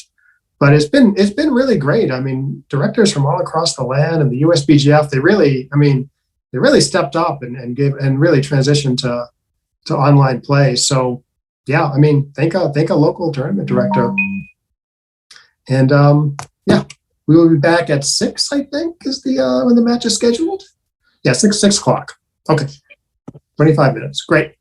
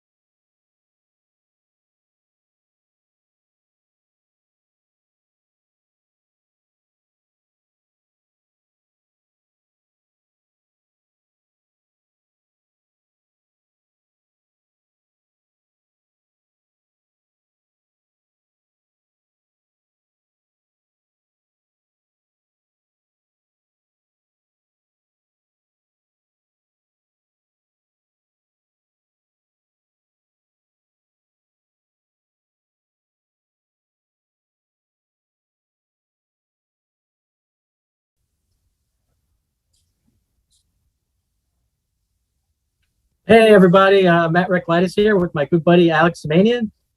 This is going to be the finals of the Cherry Blossom Maine Championship. This is it's actually a three-way tiebreaker, and we've got Felix Goykman versus Boris Dekhtyar. Felix earned a bye into this round, so if he wins, he will win the tournament. If he loses, he will take third place. And for Boris, if he wins the tournament. Otherwise, he gets second. I'm not sure when they're going to start, but we got a 4-1 here. So, what do you think, Alex? About the lovely scenery of the Heroes 3 backgammon server today? Oh yes, it's very, very nice. Yeah, I just actually recently started playing on Heroes. It's quite a smooth interface, and there's really a lot you can do on it. Okay, so it looks like we are getting going. Okay, split with a 4-1, and then 44 was a tremendous shot. I mean, this might be the best. This might be the best roll. Yeah, this is well played. Decent edge by black, but nothing worth doubling quite yet. If the dance here though, that would be a decent cube. Okay, so what about here, Matt? I mean, big positional edge with some threats. Your opponent doubles. Your opponent takes. So my pause about whether to cube or not is because the 2-point is so deep. If it was back farther, then I definitely like the cube. I still might cube, but I'm not sure. Yeah, seems like a good take in any case. All right, so black hits with a stronger board, comes in and hits again. Oh, white's hitting back. Yeah, now the edge is sort of evaporated here. At least cube full. And I think black needs to keep hitting in some fashion, maybe hit off the 5. And so this is kind of the danger of the deep point is when things go bad, you're short some checkers, you're not pure. You leave so many, there's so much space for your opponent to just anchor up in front of you. Yeah, so that 2-point. Yeah, that 2-point definitely looks kind of silly now. He'd like those. I mean, he'd like to put those checkers back on the 8 and 6 points now, I think. Yeah, like if you're going to run a blitz, it's great. You know, it works. It works till it doesn't, basically. Right. Yeah, 4 men back. You hate to be so impure here. Okay, so he still got the stronger board, so he gives up his 8-point to hit. Comes back with a double hitter here. Oh, well, one play I'm looking at here is 6-1. Similar number of shots with more upside. Actually, it was even probably safer than this because 2 1s and 6s will hit for black here. The play white made is quite much more positional than what I was thinking. However, so 22-15 is a play here. You can also make the 18, but I think I like the structure of having the 15 and the 21 here. I agree. All right, so the 11's a play. Running off from the back's a play. I mean, this looks good to me. You likely get missed. Like White's struggling with flexibility here, and I think you'd mentioned earlier he could have unstacked that 6-point with 6-1. I think that may be contributing a little bit here because he did strip his mid with that play, if you remember, and he's kind of paying a little bit of the price with flexibility right now. Mm-hmm.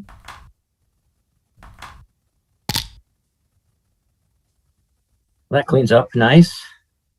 Okay, just upgrade to the 20-point here, and then you can either play 8 or 18 with the last one. Not really seeing another plan here. Oh, maybe he's thinking about you can make the 10 also. But this, I don't know. I mean, making the 20-point seems like maybe a solid upgrade here. And this leaves a bunch of shots everywhere. If you get away with it, the structure is better though. Okay, like a lot of returns though. Wow, this is wild. Yeah, there's some aggressive play going on. I mean, just the way the positions are developing into, this is not your standard development here. No. It's kind of fun. All right, so with the 6, it's tough to really rule out anything here. I want some structure. I've dealt with this strippage too long. I want to maybe slot the 5. This dupes 3s. The other way is dupes 4s. Oh, clever. Yeah. Yeah. So slotting the 5 would be better than this. It's just because you're slotting the better point. Unless there's some reason, it doesn't look like there's any reason to dupe 3s instead of 4s. Well, you're blocking him on 3s, so you're kind of, I mean, dupe the, you gave him a good 3 when he didn't have one. Mm-hmm. Okay, looks like he's thinking keep the anchors here. Yeah, I mean, this builds up a decent board. You don't care that much if you get hit with the two checkers here, with the 2 points in White's inner board. So yeah, it's interesting what Black did there. Oh, and that's not a good dance. So I was thinking, It helps his timing. Right. It's a little tough for Black here because because of that 2 point. I mean, you have a bunch of men back. It's really a high premium on keeping like a pure front position. Because what Black is relying on is a lot of his game plan is sort of hitting a late shot and then containing it. It's going to be very difficult to contain with this 2 point. White obviously still has some work to do to come home though. So maybe Black can get something going before having to play this back game. All right, so we get right up to the 16. I mean, probably another play he's looking at is 15 to 10, 6 to 5, which does dupe 3s. He really needs that 5 point. I can see the motivation for thinking about it. Right. You want that soon because you can't contain until you make it, like you were saying. Yeah. In fact, you make the 5 point, the 2 point doesn't look so silly anymore. And, getting hit here is no big deal. So maybe it was right. Maybe it was right to make that 5 point.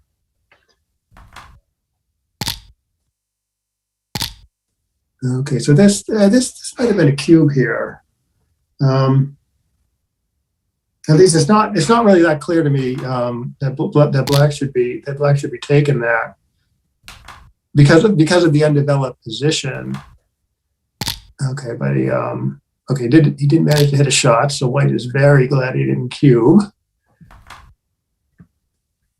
And step up with the 2. Good. Yeah, you really need to extricate a guy really soon. All right, so jump and hits a play. 9 and hits a play. Hits a play. I guess I hit. Yeah. You can transition to a forward game here fairly easily. There's only 3 points made in front of you. Yeah, you got 12s to cover. It looks like 5-5 does not cover, I think. I'm not actually expecting to cover next roll, but it's kind of a parlay. If I go forward or backward, I'm okay either way. So right. Okay, so it looks like Felix might be thinking about covering the outfield. Okay, no, so he goes with the direct. Goes with sort of the direct plan of hitting. All right, 9 and 13 is certainly a candidate here. Yeah, he has to keep the rear points. Yeah, that'd be premature to give that up. I'm pretty sure. He needs to make the point before he starts thinking about venturing out. Okay, great position now.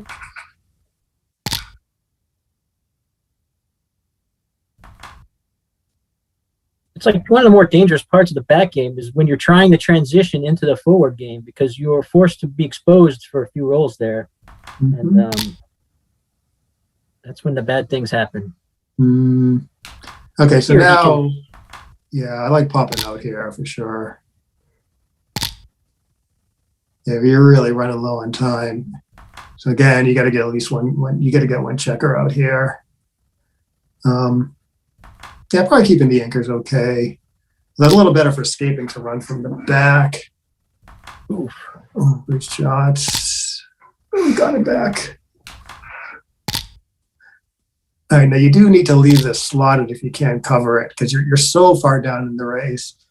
Our computer's going to like clearing from the back here, I think. Just solving. Yeah, now you get into the outfield. Safely into the outfield, leaving just a Joker 1-6. Yeah, I mean, this is better for covering, but you're a little stuck, I guess. Huh. Maybe he's not too worried about being stuck here. Well, he's thinking, I think, if I have a full prime, then I can do whatever I want, right? Yeah. I'd just be worried about like rolling like, a serial 4-3, 4-4 or something. Right. Like if he rolled like a 6 that doesn't cover, he's got to overrun the position or expose himself. So right. Yeah, there might have been some hybrid play there where you jump run and bring one into the zone also. But it all worked out. He closed them up. Mm-hmm. He's out and about. And he's got some gammon chances here. Not much. I don't know, 10%-ish. And with that in mind, you do want to, checkers on the 6 and 5 look good here.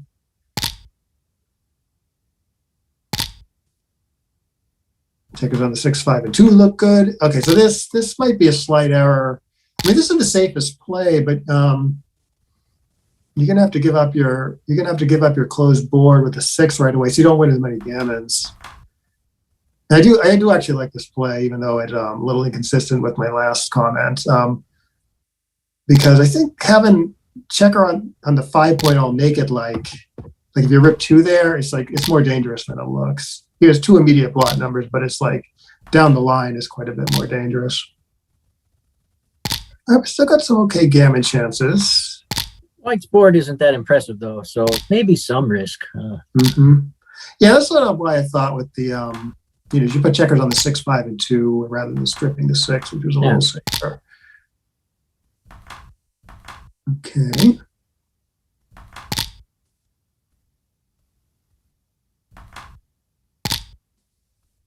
Yeah, that was a good play. You need 2 crossovers there, even though you're wasting pips. You want to give yourself some. Yeah, very close. Yeah, if he just played a little bit more aggressively at the beginning there, he might have been able to sneak a gammon in there.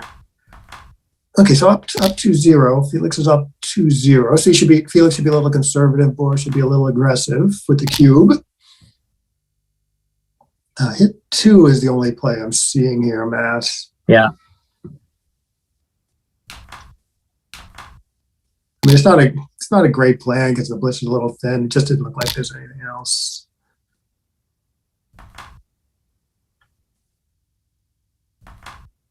It gives up the 8 point. That's a concession also. Right,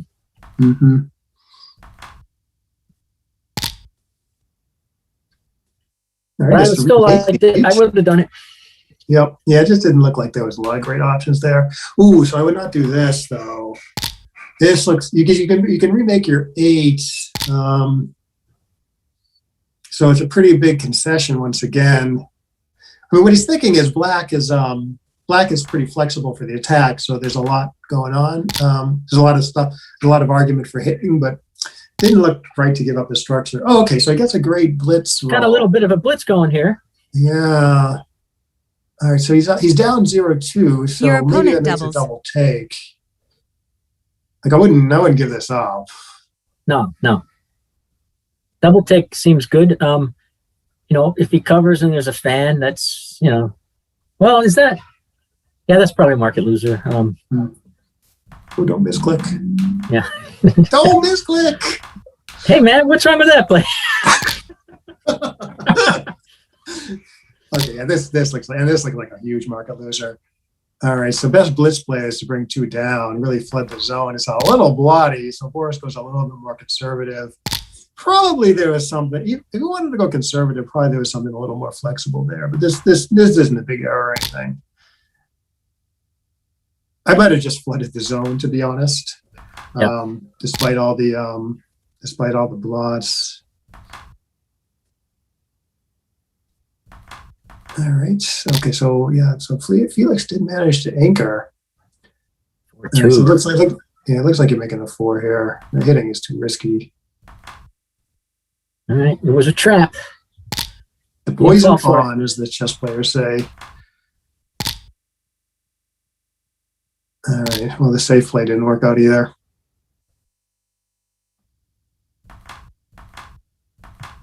Right, if he enters right away, the 11 point's going to be a problem.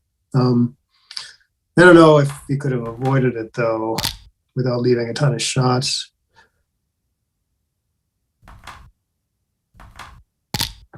Yeah, like now, I mean, it's like a taker almost here. Ooh, not after that. That clears it all. Yeah, and he's got real gammon chances here, too. 6-4 is a good roll for saving the gammon, though. All right, so black's got 14 crossovers to save the G, and white has 15 checkers to take off. So yeah, pretty close on the G here. Yeah. You were quick with that. You were quick with that. 14 crossovers there. I was still counting. Okay, now he's a favorite to win a gammon. It looks like now he's an underdog to win a gammon. Underdog still? Huh. Yeah. Lights out. Jeez, these guys are too good.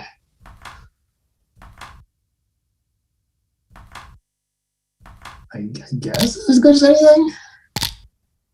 Doubles. Okay, he's going to get 4s, 5s, and 6s. Not quite. Okay, so all right, 4-2 now to New 13. Game. Okay, so it's yeah. Now Boris should be a little conservative, and Felix should be a little aggressive. And it does matter. I mean, these little score differences do matter. Like last game, the score could have swung the decision there because the double seemed a little questionable. But down 0-2, there was a little bit of extra reason to cube there. So, I mean, probably I just go 6-3 here. Yeah, there's nothing else really. It does unstack the 6 point, which is nice. You should get a little tinge of pleasure when you unstack the 6 point. You got 5 on the 6, and then you use the checker for something, and it should make you a little happy, I think. You see it all the time with aces, like a random ace. Computer often like slotting 6 to 5 with it. Is it just because you're using that 6th checker for something, or the 5th checker for something? All right, so he can either make the bar or hold the mid. Oh, I see. He's holding the mid. Yeah, outfield control does look like it's worth something here. It looks less positional than making the 7. I think it's going to be a little hard to play flexibly here without a hidden cover number. Ooh, great shots. You can hit twice here. He's biting back. Oh, you either hit twice or you make the 4 point.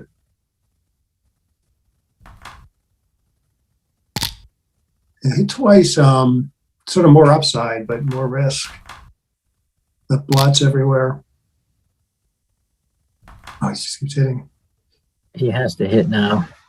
Yeah, absolutely. I mean, it's kind of, you leave a bunch of shots anyways. Yeah. It's just who's going to be keeps the getting hit first from the bar. It's so annoying. Nobody misses.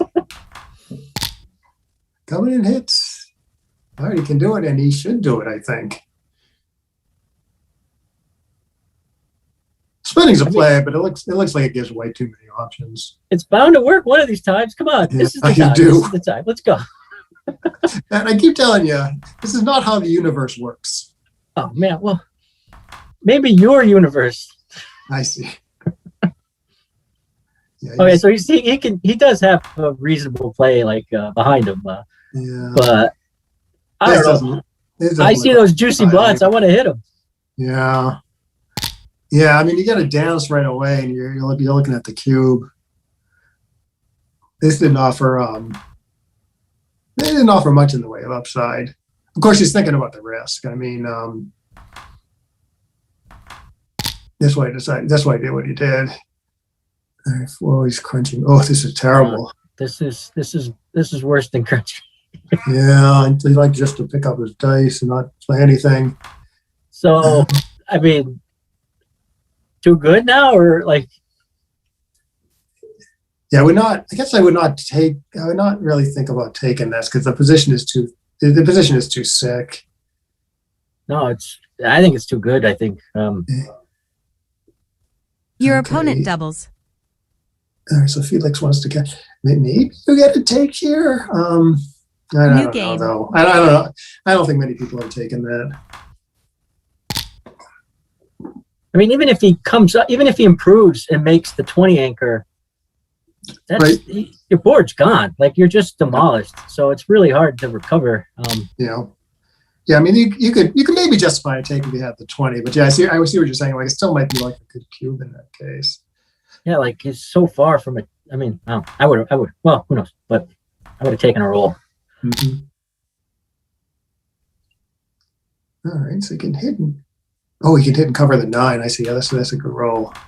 Yeah. I was looking at hit and cover the 7. Oh, yeah, obviously this is better. All right, you gotta just hit here and not worry about it too much. Otherwise, you're just losing. You're behind in the game too much. Here, the game's, you're losing still, but it's closer to even. Where are you hitting, inside or out?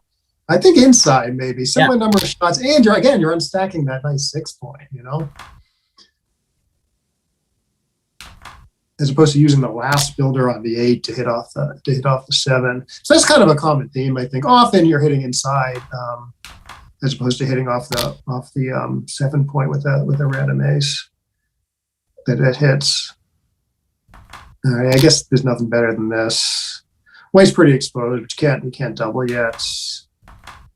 Bad roll here, though, like a dance here, you'd be looking at the cube. So he can hit in the outfield, but it means being unsplit in the back. I think it's correct. Yeah, I agree with that. If he wanted a more actiony type play, he could have split and then maybe hit something inside. Oh, yeah, that would be interesting. But he buys outfield here, so he's getting pretty good outfield control also. So, right. Okay, so this is the original, or did he just have a 3 from here? He was. Oh, was he up on the bar? He was up on the bar? He was on the roof, yeah. Gotcha. And, okay, so this does look a little funny to me. I guess I would have made the 20 and the 21 points. Seemed like that might cause White more headaches.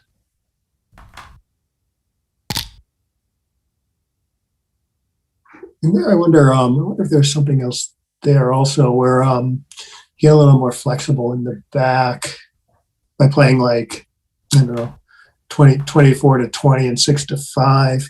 Okay, but anyways, here, okay, so he unstacks with the 4-3. Dupes aces somewhat. I guess split. Yeah. Yeah, it seems like you want to get those guys kind of fluid. Making the 4 or make the 2 here. Well, he has a big race lead. That kind of argues for the safer play. Ooh, good shot here. Probably nothing better than hitting cover. He hasn't been able to get those rear checker split yet. No. And still no. So Felix has 4 checkers back. He's not too worried about getting primed, but the dice aren't helping him out. Oh. I guess. Oh, I guess no. if you're hitting, you're probably stepping up with the last one. Yeah, there's positional option where you make the 7 and really prime the hell out of those checkers on the 2 point. Yeah, this is sort of a tough play for me. Now he might come in with a 4 though and get lots of flexibility. No, this is an anti-joker. Ooh. This is ugly. Yeah, this is like the 4-4 from the other game. Well, you got to play something. What do you play? Doesn't matter. Do you think it might go double pass no matter what? So yeah, this is this sort of looks like the best structure. And then let's see, it's okay, yeah, that looks weird not to double that to me. it's not doesn't seem like it's too good, and it's not clearly a take. So why not double? At least he's thinking. Was he thinking too good there? Perhaps.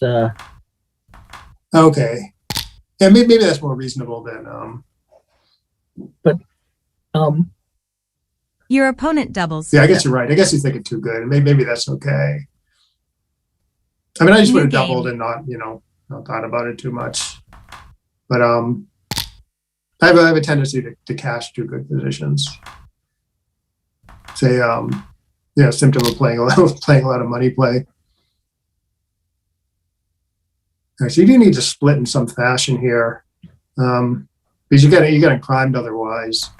Like you can get primed and the other player can't. So you got to make a bid for the advanced taker despite the risk. So this looks like a good play. All right, so 6-4 is a play, 8-6 is a play.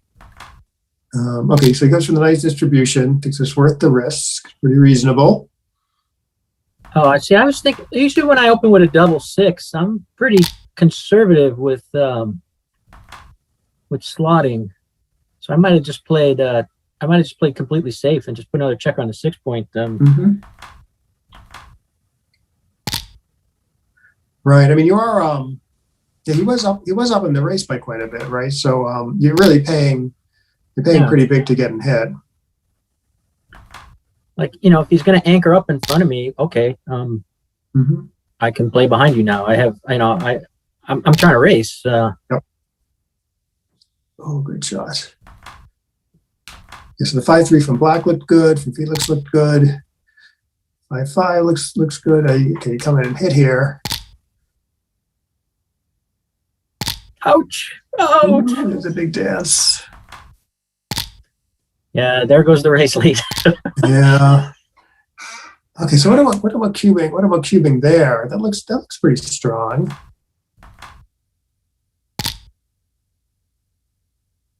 Okay, let's see what he does here. White's stuck. White's flailed. White's without his horse. Yeah, I mean, those look like pretty powerful cubes to me, especially down in the match a little bit.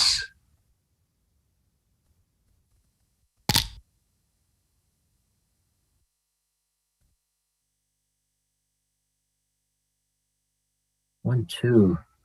No. I guess I have to come in on the 24. I don't want to get attacked with sixes. I see. Yeah. But what about here? I mean, you can attack. Yeah, I'm still doubling here. I think looks like the edge is just big enough, maybe, especially down in the match. There's a ton of numbers here that just lose the market now. Yeah, I still plus double sixes. Double fives. Double fives is tremendous. Double fives is which good way do I play it? Your opponent doubles. Okay, good. He gets a cube in. Boris doesn't have I wouldn't say this is a trivial decision for Boris either. He's down in the race a little bit. He's getting pointed on 12, 13, 14, 15, 16 numbers. Your opponent takes. Plus there's 6-6. Okay, so he takes. He doesn't think it's quite strong enough attack to give it up yet. And then, great sequence. I see, making the twos a play or running in some fashions a play. Maybe run with both. Solve the problem with the back checkers. Yeah. Okay, Felix likes it. I think I lost you, Alex. Oh, sorry. Can you hear me? Yeah, I got you. Okay, good. Yeah, sorry. I might have been mumbly. Yeah, that 6-5 is interesting because obviously making the 2 point wins a bunch more gammons when he gets to close them out. Whether it was worth it or not, I don't know. Mm-hmm. So now White has some counter priming chances now when he gets hit. For real. So it's not so easy to go for the gammon now. Okay,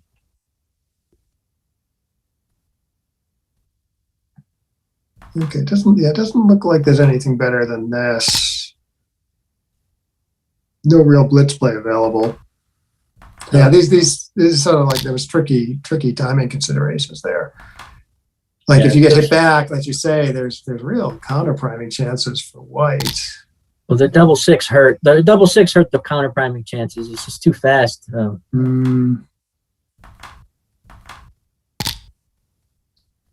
Okay, so there's a switch play here, which is going to be safest.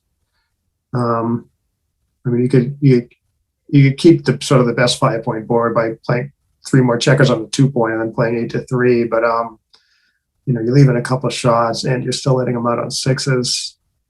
So it looks maybe best to make the ace point here. I hate leaving these 2 shots, and it's not really a safe position down the line either. No, it's. So this looks better. All right, so the race was so bad there that I would have considered staying back.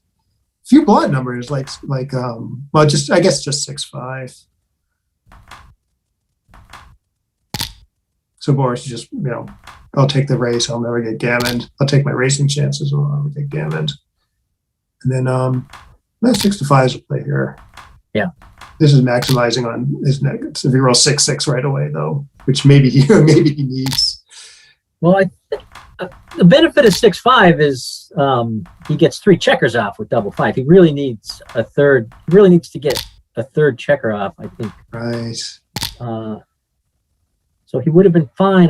He still would have been okay with doubles. Well, no, small potatoes. Mm-hmm.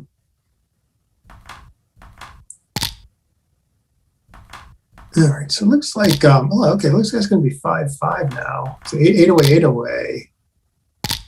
New game. Interesting.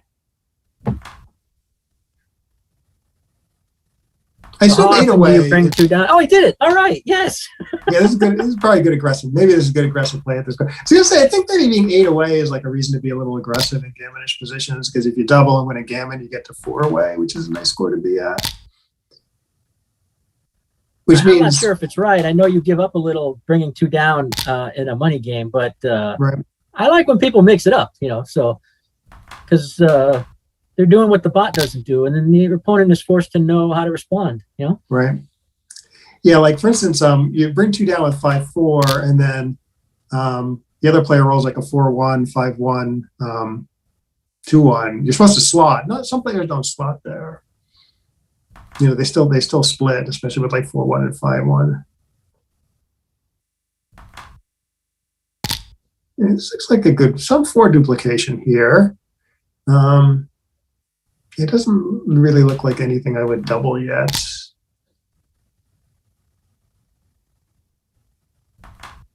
This is a bad 4. This does look like something I would double yet. I mean, the positional edge is huge, and then he rolls Your a opponent 6. doubles. It's the prime is just New too game. powerful. So yeah, I can totally see passing that. All right. So okay, 7 away, 8 away now. So I do think the 8 away player should be a little aggressive with the cube here.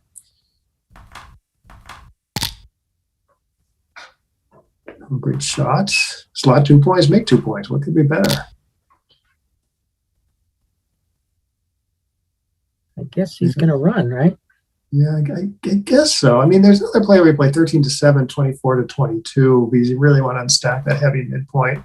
But it's maybe that's too shoddy on you hate to get hit with the 2 there. All right, this looks like a good upgrade to make the 9. Yeah, the 10 and the 4 points don't really go well together because they're 6 apart. So it's like a pretty big upgrade to upgrade from the 10 to the 9 there. Okay, so dance, and now the 7 away player is thinking about doubling the 8 away player. Yeah, he's got a pretty big edge. I mean, it doesn't look like anything I would pass yet, but yeah, maybe he has enough to do here. 9 pips, a bunch of numbers to make the 5 point. Your opponent doubles. Yeah, the more I look at this, the more it looks like double take to me. Yeah, I like the cube. New game. Would you pass there? Am I looking at that wrong? No, I would not. I mean, it's only 9 pips, and the board isn't developed. I mean, there's some, there's some threats, but they haven't been executed yet. So I would not have passed. There's another blot flapping around, like in the outfield or whatever. That would have argued strongly for a pass, but it looked like the trailer's position was strong enough. All right. Yeah, this is all you can Fives do. are like vitamins. You can roll too many of them. Yeah. And don't roll one more. Okay, so now black is desperate to split here. Ooh. All right, so I guess it's okay. I mean, you can split with the 1 and play 8 to 5 with the 3, and then you're sort of surviving maybe. Yeah, this looks funny not to. I mean, okay, so splitting is a little dangerous, but it does look like you gotta get going with those back checkers since you're up in the race and you're kind of overrunning your own position. And now this is a pretty sick position now. I don't know if he can afford to come out. I think he's maybe 2 down. If he comes out, he's lifting. Oh man, I don't know. You got to do something. So I'm not. I mean, this goes forward. Oh, it worked. Huh. So I would have cubed that there.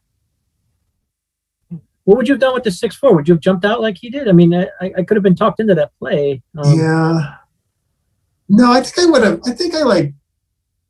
Man, yeah, I don't know. It's a tough play. My gut said to do 2 down, like what you did, and just hope to survive. But it doesn't offer him very many. Yeah, like it worked, and he's still chances. scrambling here. Like.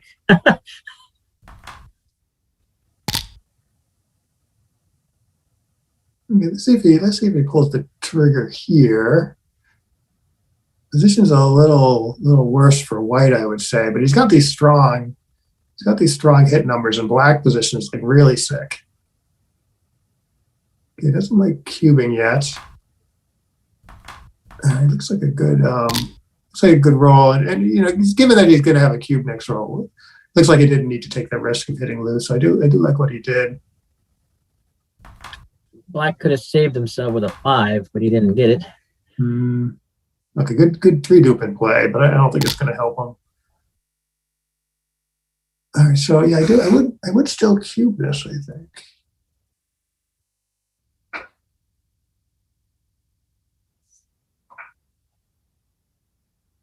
Four pips. Your opponent doubles. Taken? I'm taking. Four pips. Maybe this wasn't quite as crushing as I was thinking it was going to be, but I do like the cube. Yeah, he's got a 4-point board to 4-point board. 3s are duplicated. Yeah, black can certainly survive this. Yeah, there's a checker out of play. It's got numbers like 4-2. What are you gonna do with 4-2? You gotta attack. You're not gonna play safe. The race is too close. So this can turn around quick. All right, Felix is thinking about it. 6-5, not so good. You got the same type of idea. You gotta go for broke. So double 2s. Oh, so one play I'm looking at is switch to the 3-point and then maybe make the 11-point. Okay, going for hit and loose. This play's gonna dupe his 3s pretty badly. Yeah, but the switch is attractive. And I'm thinking you make the 11-point, you get all these great builders for the 5 here. This is completely safe. Worst builders is worse if black dances because you only have like a single shot at the guy on the 15 now. Black danced. All right, so maybe just make the 7 here. White couldn't hit.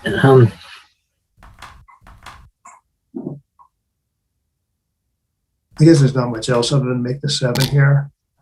Yeah, 7 looks good. Oh, it's gonna get another crack and rolling a 3. Oh, yeah. Now I do go for the gammon here, making the ace point. If you bring 2 down, you leave a bunch of shots anyways. So I guess there wasn't much of a choice there.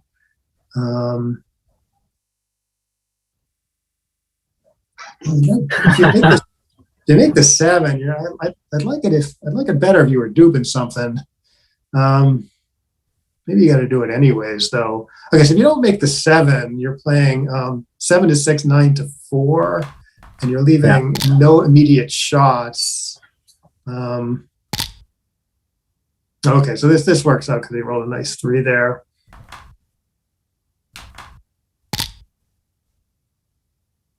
Would have been pretty tough to bring home if Felix rolled a 5 right away. Well, he's fighting for it. You know it. Okay, so this is not a direct. All right, do not volunteer. Yeah, I think he's figuring it out. Good. Okay, so 6 shots. Dodging bullets. Ooh. Gonna rip here? Yeah, rip more Gammons. Gammon looks pretty close. Yeah. So there's quite a bit of risk, obviously, on the dances. Yeah, it might have been worth quantifying. Oh, you got to look at the guy's board though. Like, always look at your opponent's board. He's got a dilly and a high open point. So, long way from losing after, even if the disaster happens. Yes. Yeah, and then he's entering most of the time anyways after ripping. So I guess the risk isn't that great. Yeah, one checker. Look at that one checker. The one checker's laughing at him. You could have had me off. You could have been winning an extra 2 points.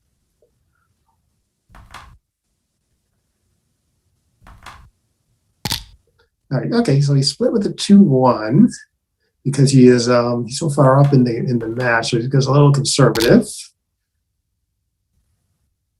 6-3. I think there's a bunch of. There might be a couple of close plays with the 6-3 there. Good attack. Oh, good. Yeah, great shots. Yeah, dance there. We might have seen a cube. So 1-6. He might want to force some action here and come out. Yeah, I probably would do this. Like here, you might. Black will often just be leaving indirect shots. I do like making the 4 here, building up a little bit of a defensive structure. Probably putting a checker on the deuce here. 9 sort of a play too. Obviously, it's more shots, but it's easier to if you put a checker on the 9 versus the 2. It's kind of easier to like clean up next turn if you get away with it. Putting a checker on the 2 though is you're unstacking the heavy point and leaving minimal shots though. So I kind of like that. I kind of like what he did.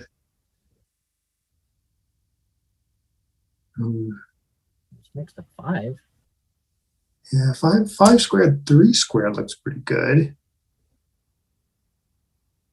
5 squared, 1 squared looks a little funny to me. Is there a reason to do that? So the cube's in the middle.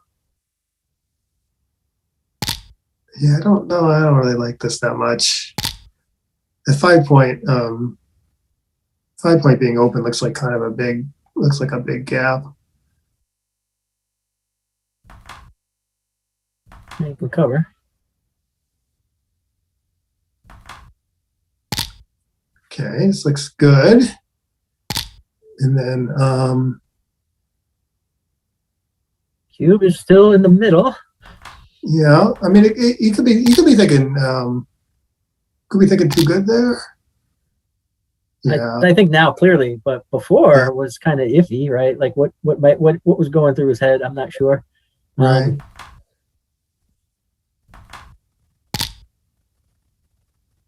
I mean, White's position is quite sick. So black maybe has a lot of leeway to try this. If you get hit, you're still winning by a good margin probably. Right, so you could waste a few pips to make the 2. Put a little fear into Felix. Oh, 6-3. Of course. of course. Keeps things pretty clean. All right, so no. It's never easy, baby. Oh.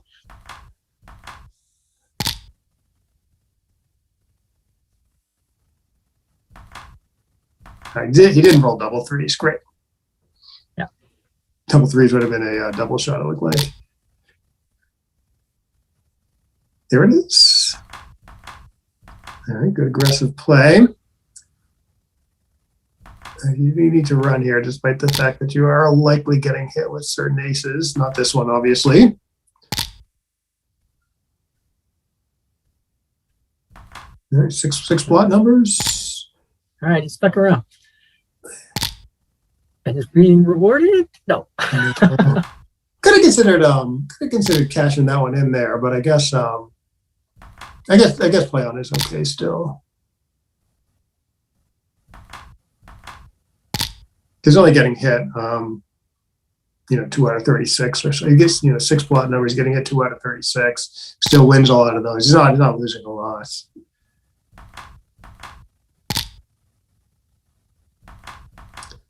Okay. All right, so it's going to be 6-9. I do like when a game ends. I do like to start thinking about sort of the score and try to get a feel for like how the cube action is going to go in my own matches. Even before the next game starts. Ooh, so the book play here is to make the 2-point. Yeah. The reason is, White made this low point in his board, which is sort of good for attacking. So there's less, there's less incentive to sort of split now that you can get attacked. Well, I do like this play. So making the anchors okay. Yeah, this looks fine. I mean, you could stay split and try to provoke a little contact. But with the race close, I certainly don't mind what Boris did.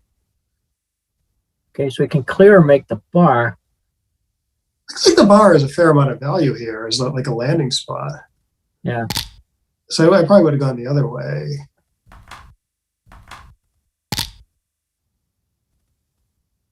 Yeah, would have paid dividends here. Yeah, I guess you got to do this now. That's a good play to put a builder on the 11 there, because you really do need to fill in the 5 and the 7 points. Yeah, so it's worth like a little bit of risk. All right. Okay, I guess the 7-point anyways. No harm, no foul. Nope. Got it anyway. Yeah, and he sort of pre-cleared the 13. If you play 2 and 3, it looks a little stripped on the 6. So I do like what Felix did here. Yeah, it's good to come down to 4 in the mid, because now the sets clear it with a racing lead. So yeah, I like this play. I would have definitely come down like he did. Yeah, you can sort of consider cubing here, but it takes pretty easy on the race alone. So yeah, waiting is fine. I'm still blocking 6s. Yeah.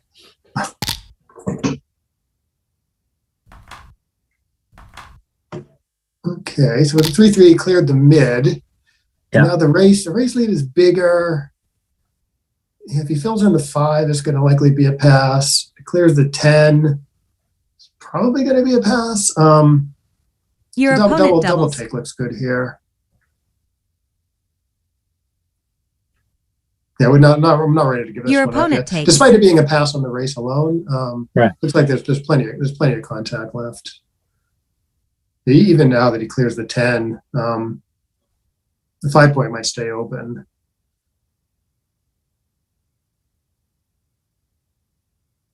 I don't see any other play besides clear the 10 here. Yeah, I see. So I might be thinking about blocking 6s still. But at this point, you're up 21. You mostly just want to come home safely. So maybe, So ace and 3 maybe. yeah. So you keep 3 builders for the 5, right? Yeah. Yeah. The downside now is you don't get to clear the 8, but yeah, you're making the 5 a lot less here. Yeah. Now look at your 3s now. Okay, so back in take territory, I guess.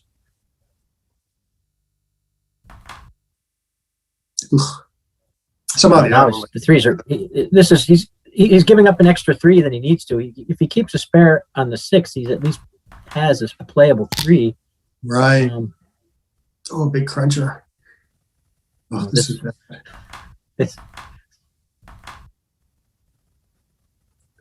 Okay.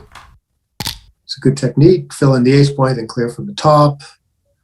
Okay, so you can clear the 8 here, or you can play 7 or 1. Oh, I see. He's making the ace point because white is going to need to run a lot of the time. So he wants the board to kind of crush him when he goes. Yeah. So this is yeah, this might be right. This is one option. I guess no, this is correct. Otherwise, you clear the 8, but you're still leaving the 7, and the 5 is open. Oh, he has to come off with a 3. Good shot. All right, he gets a few indirects here. So it feels like 6 shots or 7 shots. All right, are you going to rip an extra checker here, or are you safetying up? 2. We keep having this theme. Yeah, I do like ripping at least one guy here. I mean, I was thinking a little bit about maybe leaving a shot to rip a whole bunch of checkers. But maybe that's just crazy. Rip 3, you mean? Yeah. I mean, Gammon is still pretty remote, but it would be huge at the score.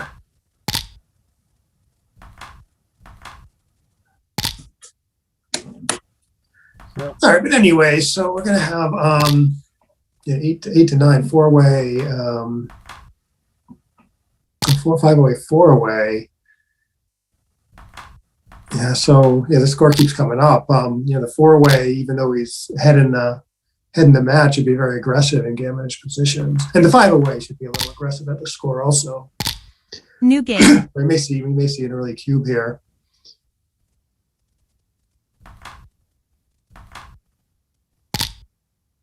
Right, so Boris should be thinking, okay, I'm 4-away. I want to build up a quick gammonish position and then send a cube and hope to either win 4 or steal a point. Right, so twice is good. I guess I'm making all the structure here and foregoing hitting. I like this idea.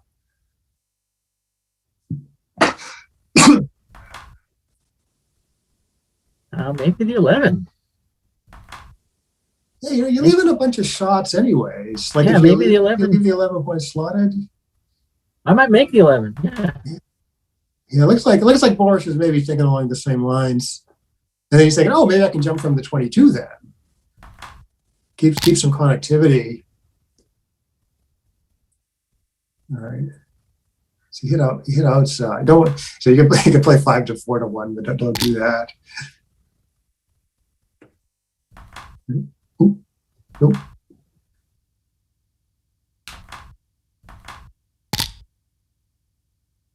Would it be the biggest mistake not to hit there? I mean, that's not, Right. Yeah, the checker on the ace is pretty badly placed. Yeah, you want the 20. You want the 24. You want to hit, but okay.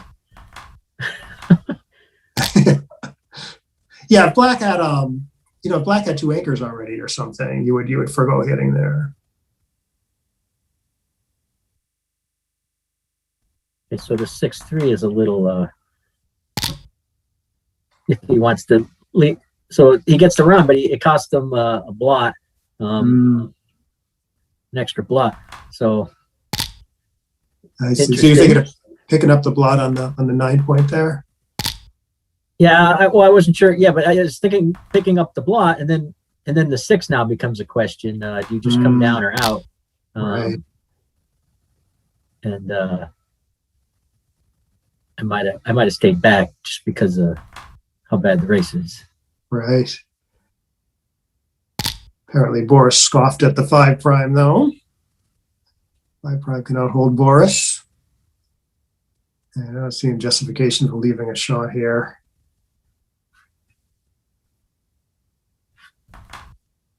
No, this looks flexible. Yeah. And nice builders now. Oh, what do you do here? Still way down in the race.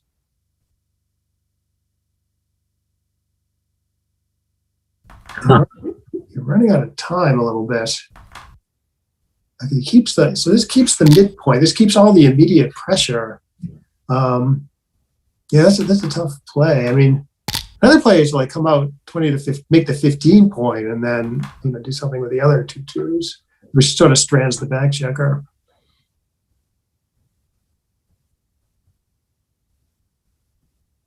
At least with this number, he can keep a checker in front of him.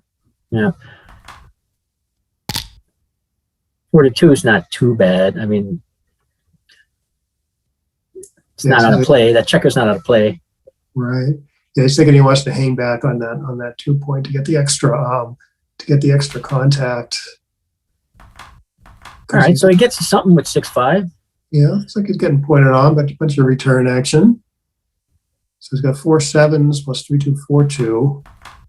So 8 shots if he does this.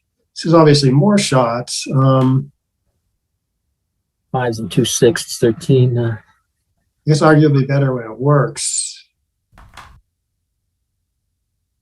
And then is there anything else here?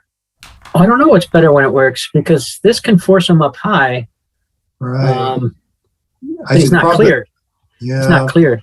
Yeah, that's the problem. I think you still have the 15 point to worry about. But it could. But sometimes when it works, it's a dance. You don't have much trouble coming home. Especially since actually point dance. Is that a cube? Well, this is gonna hurt because he gets to come out with both of them. Oh, he has a tremendous roll. Yeah. So yeah, he would have come in but missed with the 6-5. Well, you're throwing yourself into the wolves, but I still come out. Still come out. Triple shot. Boris is attacking. See if this could work. Your opponent doubles. And 5 away is doubling 4 away.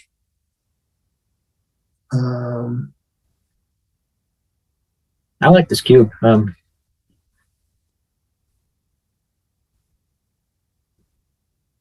Yeah, I don't know what I do here. Your opponent takes.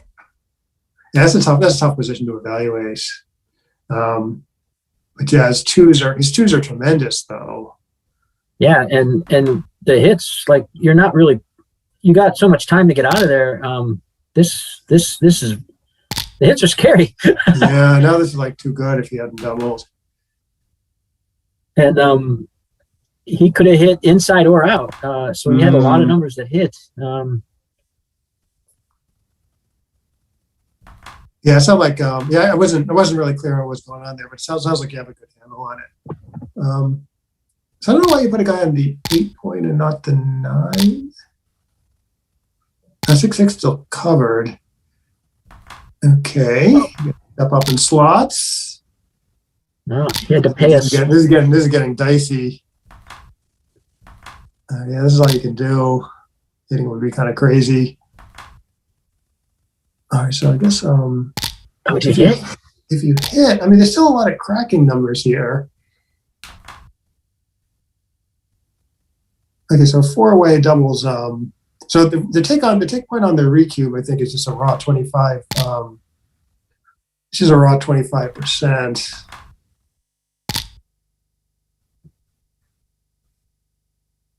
Yeah.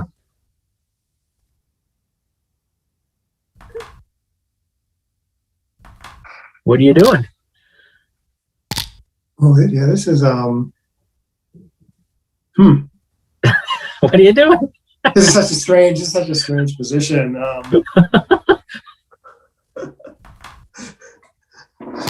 So a 25% take point is more than some money, right? Like, it's a dead cube. It's 25%. Like, it's a little bit higher than for money, and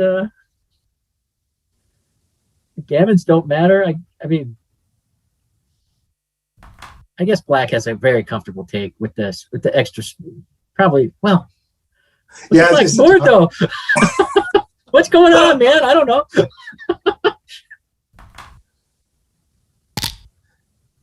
Yeah, my inclination is that black has it also. Which would mean So- that If you don't, I mean, like there's not being cubed takes away a decision from you, right? Like you got to Mhm. figure out this mess. Like, what is this mess? mess is the right word for it. Okay, so I think playing safely here. It does seem like what I would do, just because you run and you're giving white like so many options. If he could pick up the third blot while leaping, then it makes sense. But this is this dupes the aces, I guess. Yeah, good ace duplication here for sure. There's several plays here. So 6 to 5 to 2 is a play, making the 5s the play, hitting in the outfields a play, and you have a choice on the 3. This is not for player position. I guess I'm hitting the 17 checker. I want to. Okay. Yeah. So if you hit the guy on the 17, do you keep going with the 3 versus say hitting twice? Yeah, you can hit twice. Maybe it's only a 3-point board. Oh God. No, it's a tremendous roll.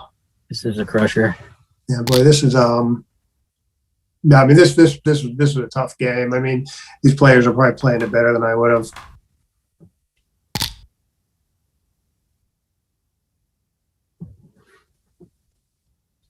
All right. So if you would hit twice, Mm-hmm. you get hit back with the double 5s. Are you better off with another checker back? It might be better off with the win. Yeah. Okay, so he leaves all the flies by the time when white doesn't have his board together yet, and now he's got a very nicely flexible position. Actually, you can play completely safely here by making the 10 heavy.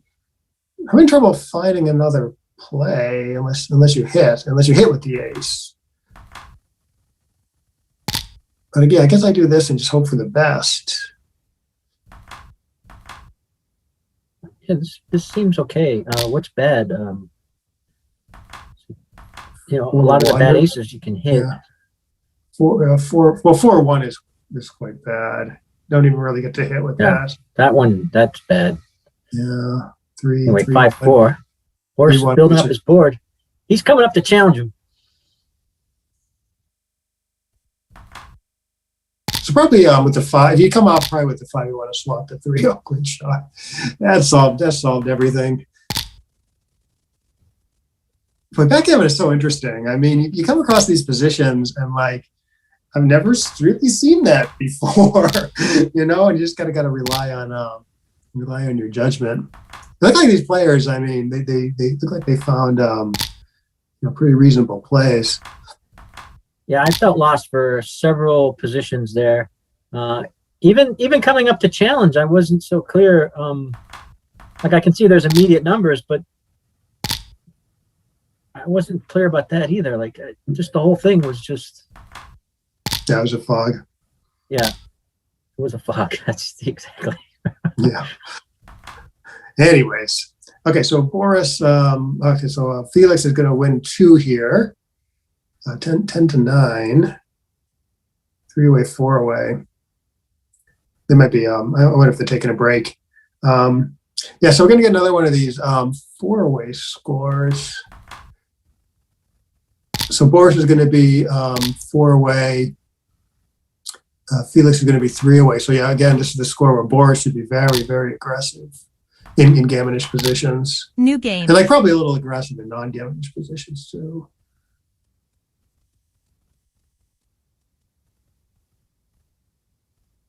This is So kind of a never mind. repeat of the Maybe we last should- match. We've What's got that? the same Yeah, the same away scores repeating. right. Yeah, that did sort of sound familiar. So like with this, for instance, I usually for money I like splitting with a 5-1, but at the score where I'm trying to get like a quick gammonish cube in, I would slot here. And like you say, it could, you throw something unusual at your opponent. They could screw up the replies. I have a few players I play for money that I think do that against me. I mean, I don't like memorize the replies, but I do have pretty good understanding of what's going on in second and third rolls. I think some decent players I play against kind of like throw me like a curveball sometimes with an opening play or a second play, and then you got to start thinking. But yeah, in matches it's kind of fun because you get to play like these aggressive plays sometimes that I don't like playing for money. Like even with like an opening 6-2, which I would, I never slot for money. Pretty reasonable at the score where you're 4 away and you're looking to get like a quick gammonish cube in. I don't know if like a rollout would like it, but if it doesn't like it, it would be pretty close, or at least closer than for money. Do you stick with the like when you're playing for money? Do you tend to stick with like the same opening plays over and over again? Yeah, pretty much. Yeah. I sort of have my favorites, and then I stick with them and I get used to them. So like 4-1 you can play around with, right? Because that's right, pretty like there's plays where either one's fine, and sometimes you just want to have fun. So like you can slot with 4-1 if you're tired of people not doing it. Right. Yeah, nothing wrong with that. There's also a theory. I remember there was an article that Kit Woolsey wrote probably, I don't know, 15 or 20 years ago. And he did like rollouts of like slotting versus splitting, but he wasn't interested in the right play. He was interested in how long the rollout took. And the idea was, and people can judge for themselves whether this is sound or not, but the idea is that the longer rollout indicates the game is going to be more complicated, right? There's going to be more decisions in the game, which means that favors like the stronger player, right? Because there's more opportunities to outplay your opponent when the game's longer. And so you slot, you get hit, you get more complicated games with like 3-4 men back. And there's more decisions than if you just split and get an advanced anchor, and then it's just a boring old anchor game. So I think it's a reasonable argument. I mean, I never really slot with 4-1 and 5-1, but yeah, it might be worth a thought. Well, now that I know you're aware of this, I feel it would be offensive to slot against you. I see. I don't offend easily, so it's all good. You can consider me your pigeon, Matt, if you like.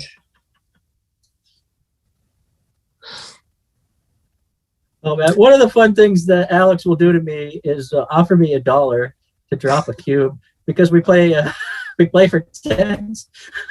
It always drives me crazy because I always make the wrong decision. And like the $1 is just it's like a trophy, man. Like he always I don't know. Yeah, you might be down 50 points on the score sheet, but you're up $1 in your wallet, right? Yeah. Your $1. My $1, right? Alex money. That spends good. Yeah, I like to do that, but like a lot of times, like, okay, everyone takes or something, and you're still like thinking about it, and you're on the fence, and I can offer you $1 to pass, and it's nice because maybe it's close or whatever, but I get you out of the game, so you can't consult with the rest of the team, and so that's good for me as the box, right? But yeah, that is kind of fun. I miss the live chouettes. And I don't always get the best of you in these situations. Several times I think I paid you to pass a pass. All right, it looks like we're back. Okay, so yeah, Boris is thinking similar to me here, where he wants to build up a quick gammonish position with the 5-1. And now the 3-2, like I actually don't know what the right play is here, but splitting looks okay. There may be some 1 duplication here. Maybe like the reverse split. Oh, reverse split. Yeah, that's interesting. I'm looking at the 1 duplication though, so like 4-1, for instance, you either make the 4 or you hit loose on the 4 and make the 5. Maybe that means there's fewer good hit and cover numbers. All right, so what do you do here? So running from the back, you're a little under the gun, but you do escape this guy nicely.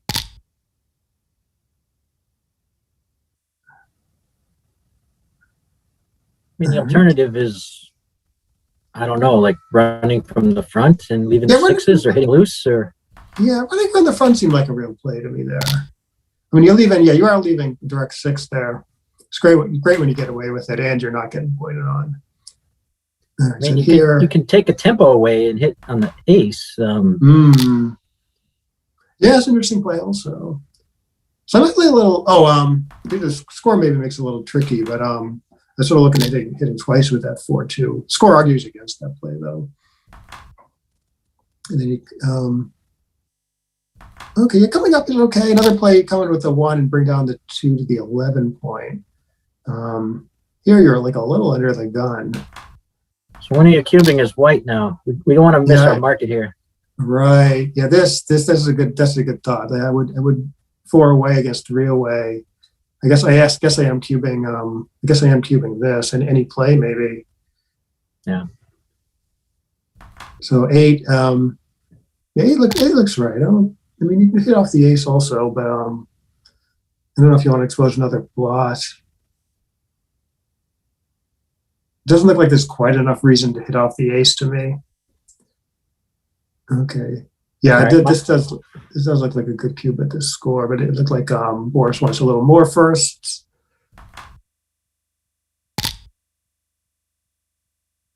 Okay, good positional play. Oops. All right, so 4-1. I just hit him. I need to knock him off. I can play 13-8, right? But so there's a play where you can make the 7 point here also. Dude. Right. I mean, hitting not crazy because you're getting kind of smacked on the other side of the board. No, I didn't see making the bar though. Yeah. I was blinded. Blinded by the ace point. Yeah, I'm so scared of getting attacked. I just want the tempo. Right. The play looks like it's worth quite a lot though to me. So I probably would have made the 7 there. But now white does have a good Your cube opponent here. doubles. It's a little scary at the score to take this. Let's see, what's the race is quite close. Yeah, I'm willing to give this up at the score. Black doesn't have any development. Right. New game. Yeah, so it'd be interesting to see like whether he had a take after any play there. I mean, you make my play, make the 7. You have this other. I mean, you have better structure, but you have this other blot floating in the outfield. All right, so the normal thing here is maybe correct. We make the 20 and the 9, even though the 9 doesn't go well with the 3. But it just makes a lot of sense positionally to like turn those 5 checkers on the midpoint into a nice point.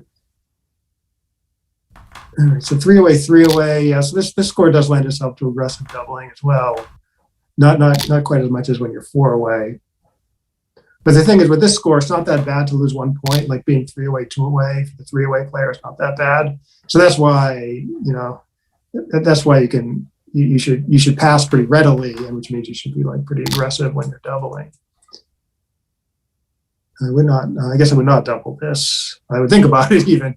I know that black has escaped everybody, but still.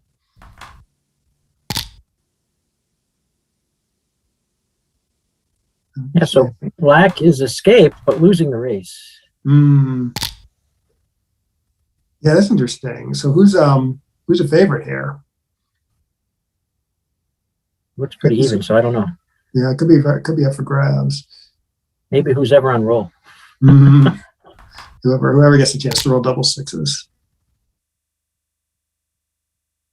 All right, I might just go 13-8 here. I don't want to give white like too much license to run. Running doesn't quite look right here to me, although it is a candidate. No, I'm not running. I'm just breaking the mid. Yeah, bringing 2 down. Yeah, that looks right to me too, Matt. And then so if you run, I mean, if you did run, do you run with just one guy or do you run with both guys? Okay, so Boris says, okay, he's up in the race. He's up 17 in the race. He's just going to go for it. He outboards him 4-1. Oh, then he gets smushed. He got punished for that. I mean, the play is might be okay, but he got sort of harshly punished. So now that maybe it's just double pass now. Yeah, I think so. I mean, white's up in the race, but it's so hard to convert this into a race. And it doesn't seem like anything that's too good. Oh, no, he's too good. Yeah, Boris put that extra blot in his board to encourage him to take another roll. Oh, to play on there. It looks like there was like a ton of damage floating around, though. I think Boris lured him into playing on.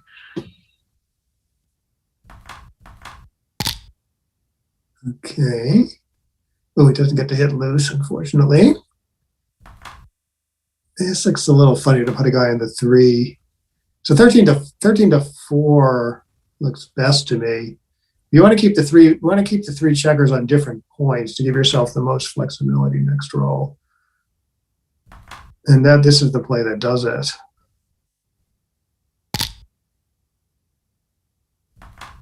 And then it doesn't look like there's much risk in playing on. And so you can play, you can slot both the 2 and the 1 points if you want.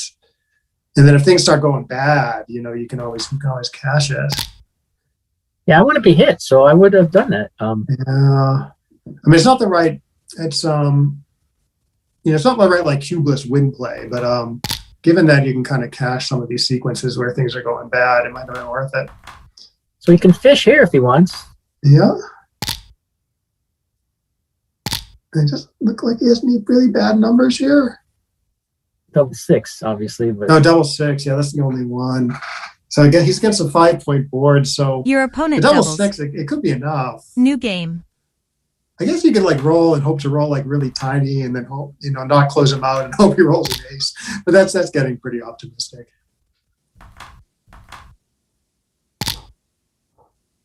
all right, now a real 2-way, 3-way. Yes, so the 3-way should be very aggressive here.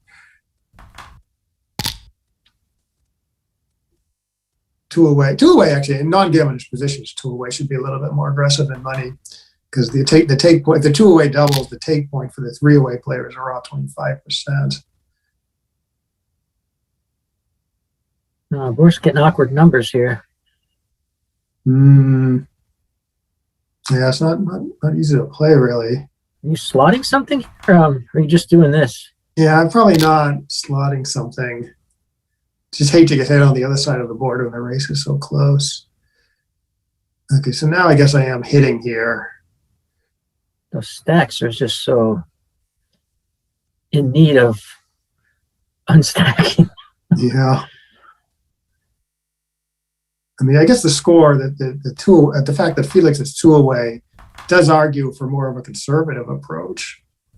Because if the gammons start getting, if there starts to be gammons floating around, the cube is less useful for Felix. And it becomes more useful for Boris. But this looks like, this looks like you're supposed to play backgammon. So I would just do it even at the score. Yeah, you can overthink yourself in the beginning and Right. give up gobs of equity. Oh, great shot. Crusher. Okay, yeah. So now I should be cubing almost. Oh, I was going to say you should be cubing almost any roll, but this sort of equalizes. So white's not really winning. I mean, he's winning because he's going to be on roll, but it wouldn't be like even at the score, it wouldn't be crazy to double this, but I wouldn't cube. Okay, so you bring it down to 4. Put your choices on to 3. Okay, this looks okay. And depending on the 3-away, I may have pulled the trigger there. He's misclicking. Yeah. Yeah. So even if black gets into the outfield, it can be scary. Let's see what he does with the 4-3. Yeah, so it looks like he has to leave so yeah, something's going to be exposed on some side of the board. Yeah, and then it looks like he makes any reasonable play. White should cube this at the score. Yeah, especially now that sort of the gammas are upped for both sides. Yeah, It's just like maximum volatility. Yeah, a lot of times, like a lot of times when Boris loses, he loses a gammon, and so doubling didn't really hurt him. Meanwhile, if he rolls an ace there, or a 4-6 or whatever, or if somebody did tacked inside, he's going to really regret not having doubled.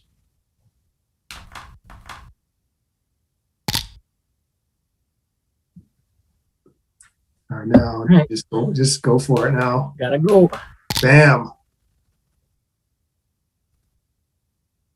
Oh man. Okay, now he overshot his market too much. He's gonna play on.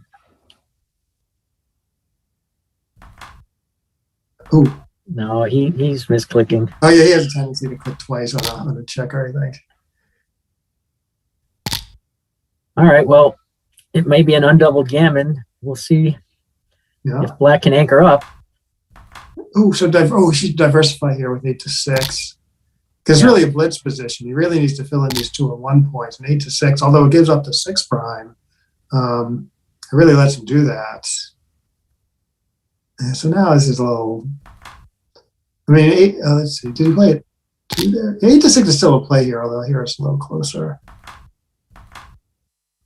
Oh, black got his anchor. Yeah. I guess Boris was maybe thinking he wants to sort of keep the cash in hand.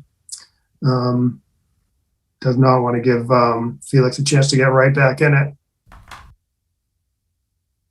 All right, so this is awkward enough that I would cash this in.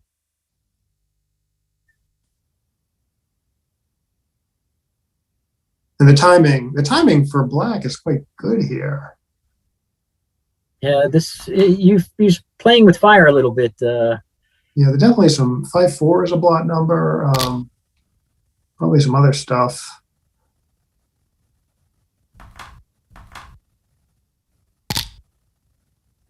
Yeah, I'd be scared to play on here.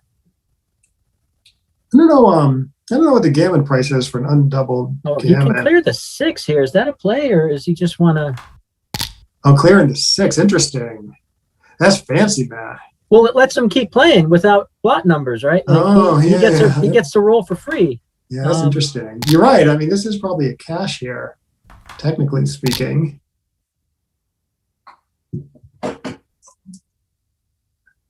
I keep losing the screen because my screensaver keeps coming in.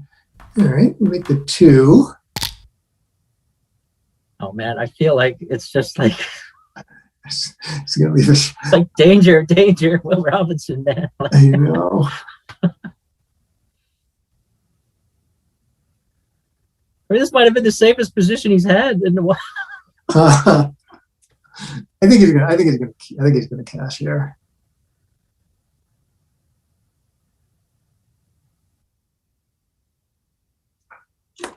Three bad numbers, 6s and 6-5. Is there anything else? 6-5, 6-6. That's no, I guess that was it. Okay, so I thought, just 3 blot numbers. It's worth it. It's like it's a little on the verge of crunching, but the timing still looks pretty good. You do need to run here with the 5, even though you get pointed on a little bit.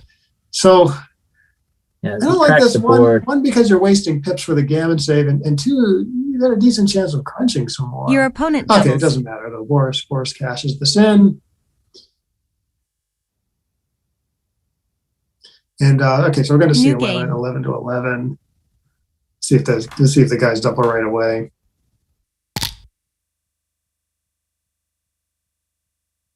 Your opponent doubles. All right, DMP. All right. Daycare. 6-2. Slot the 5. Oh.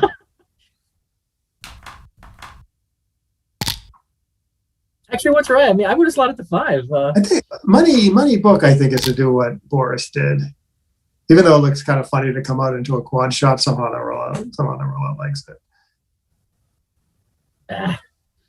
DMP though is funny. The 5 is more going for it, I think.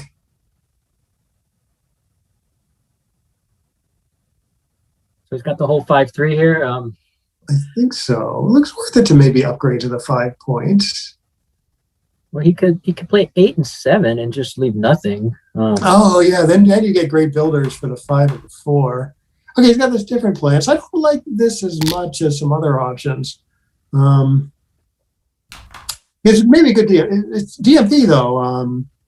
So I guess he's just thinking, you know, I want to get my checkers escaped. So now I just lock up to 10, I guess. Good. Okay. All right. So 13 to 5 looks like a good play.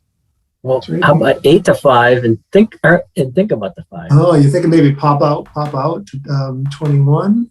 I'm thinking hit twice. Oh, Maybe I'm too wild at this. very aggressive. All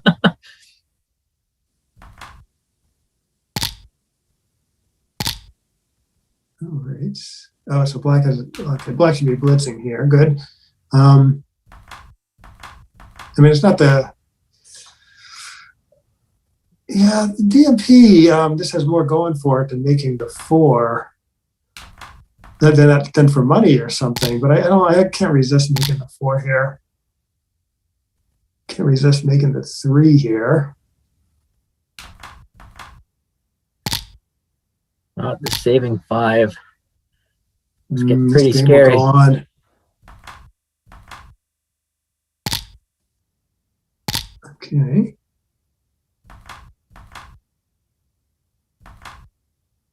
And two squares okay because he's up on the roof. You can also clear the 13 there.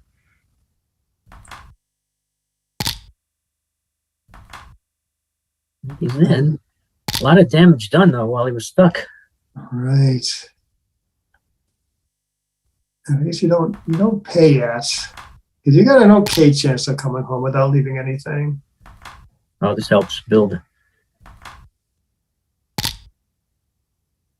All right, now your connective tissue is going away. I don't know. Is clear in the mid of play now? If you play 13 to 9, 13 to 11. Well, he's got the blot. I've seen the rollout, so now I.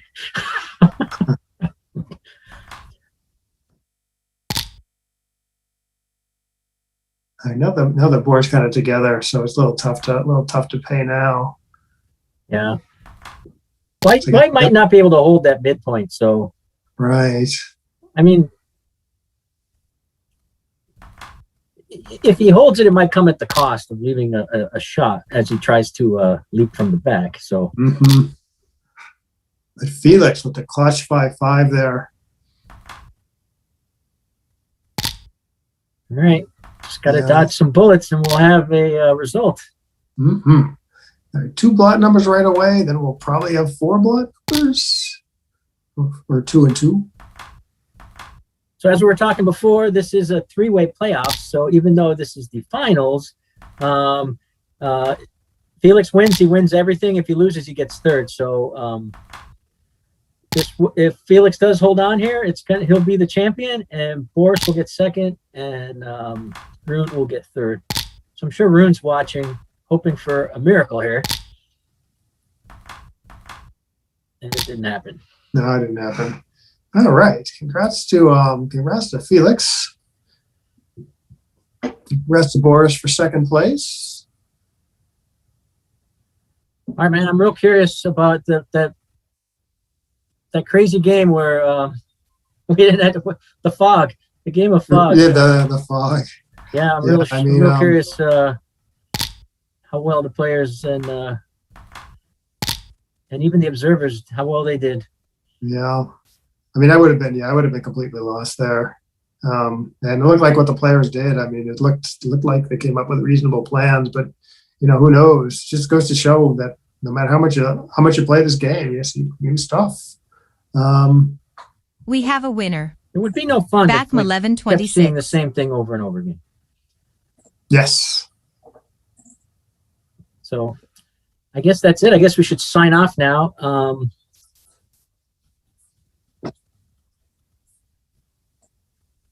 There will be a Masters event tomorrow at 8 p.m. Eastern, I believe. I do not believe the contestants for that has been settled yet, so you'll have to tune in tomorrow. And that's all for us.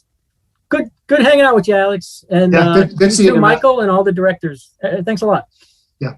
Thanks to USBGF, and thanks to all the viewers. And we will Yeah, see you some other time.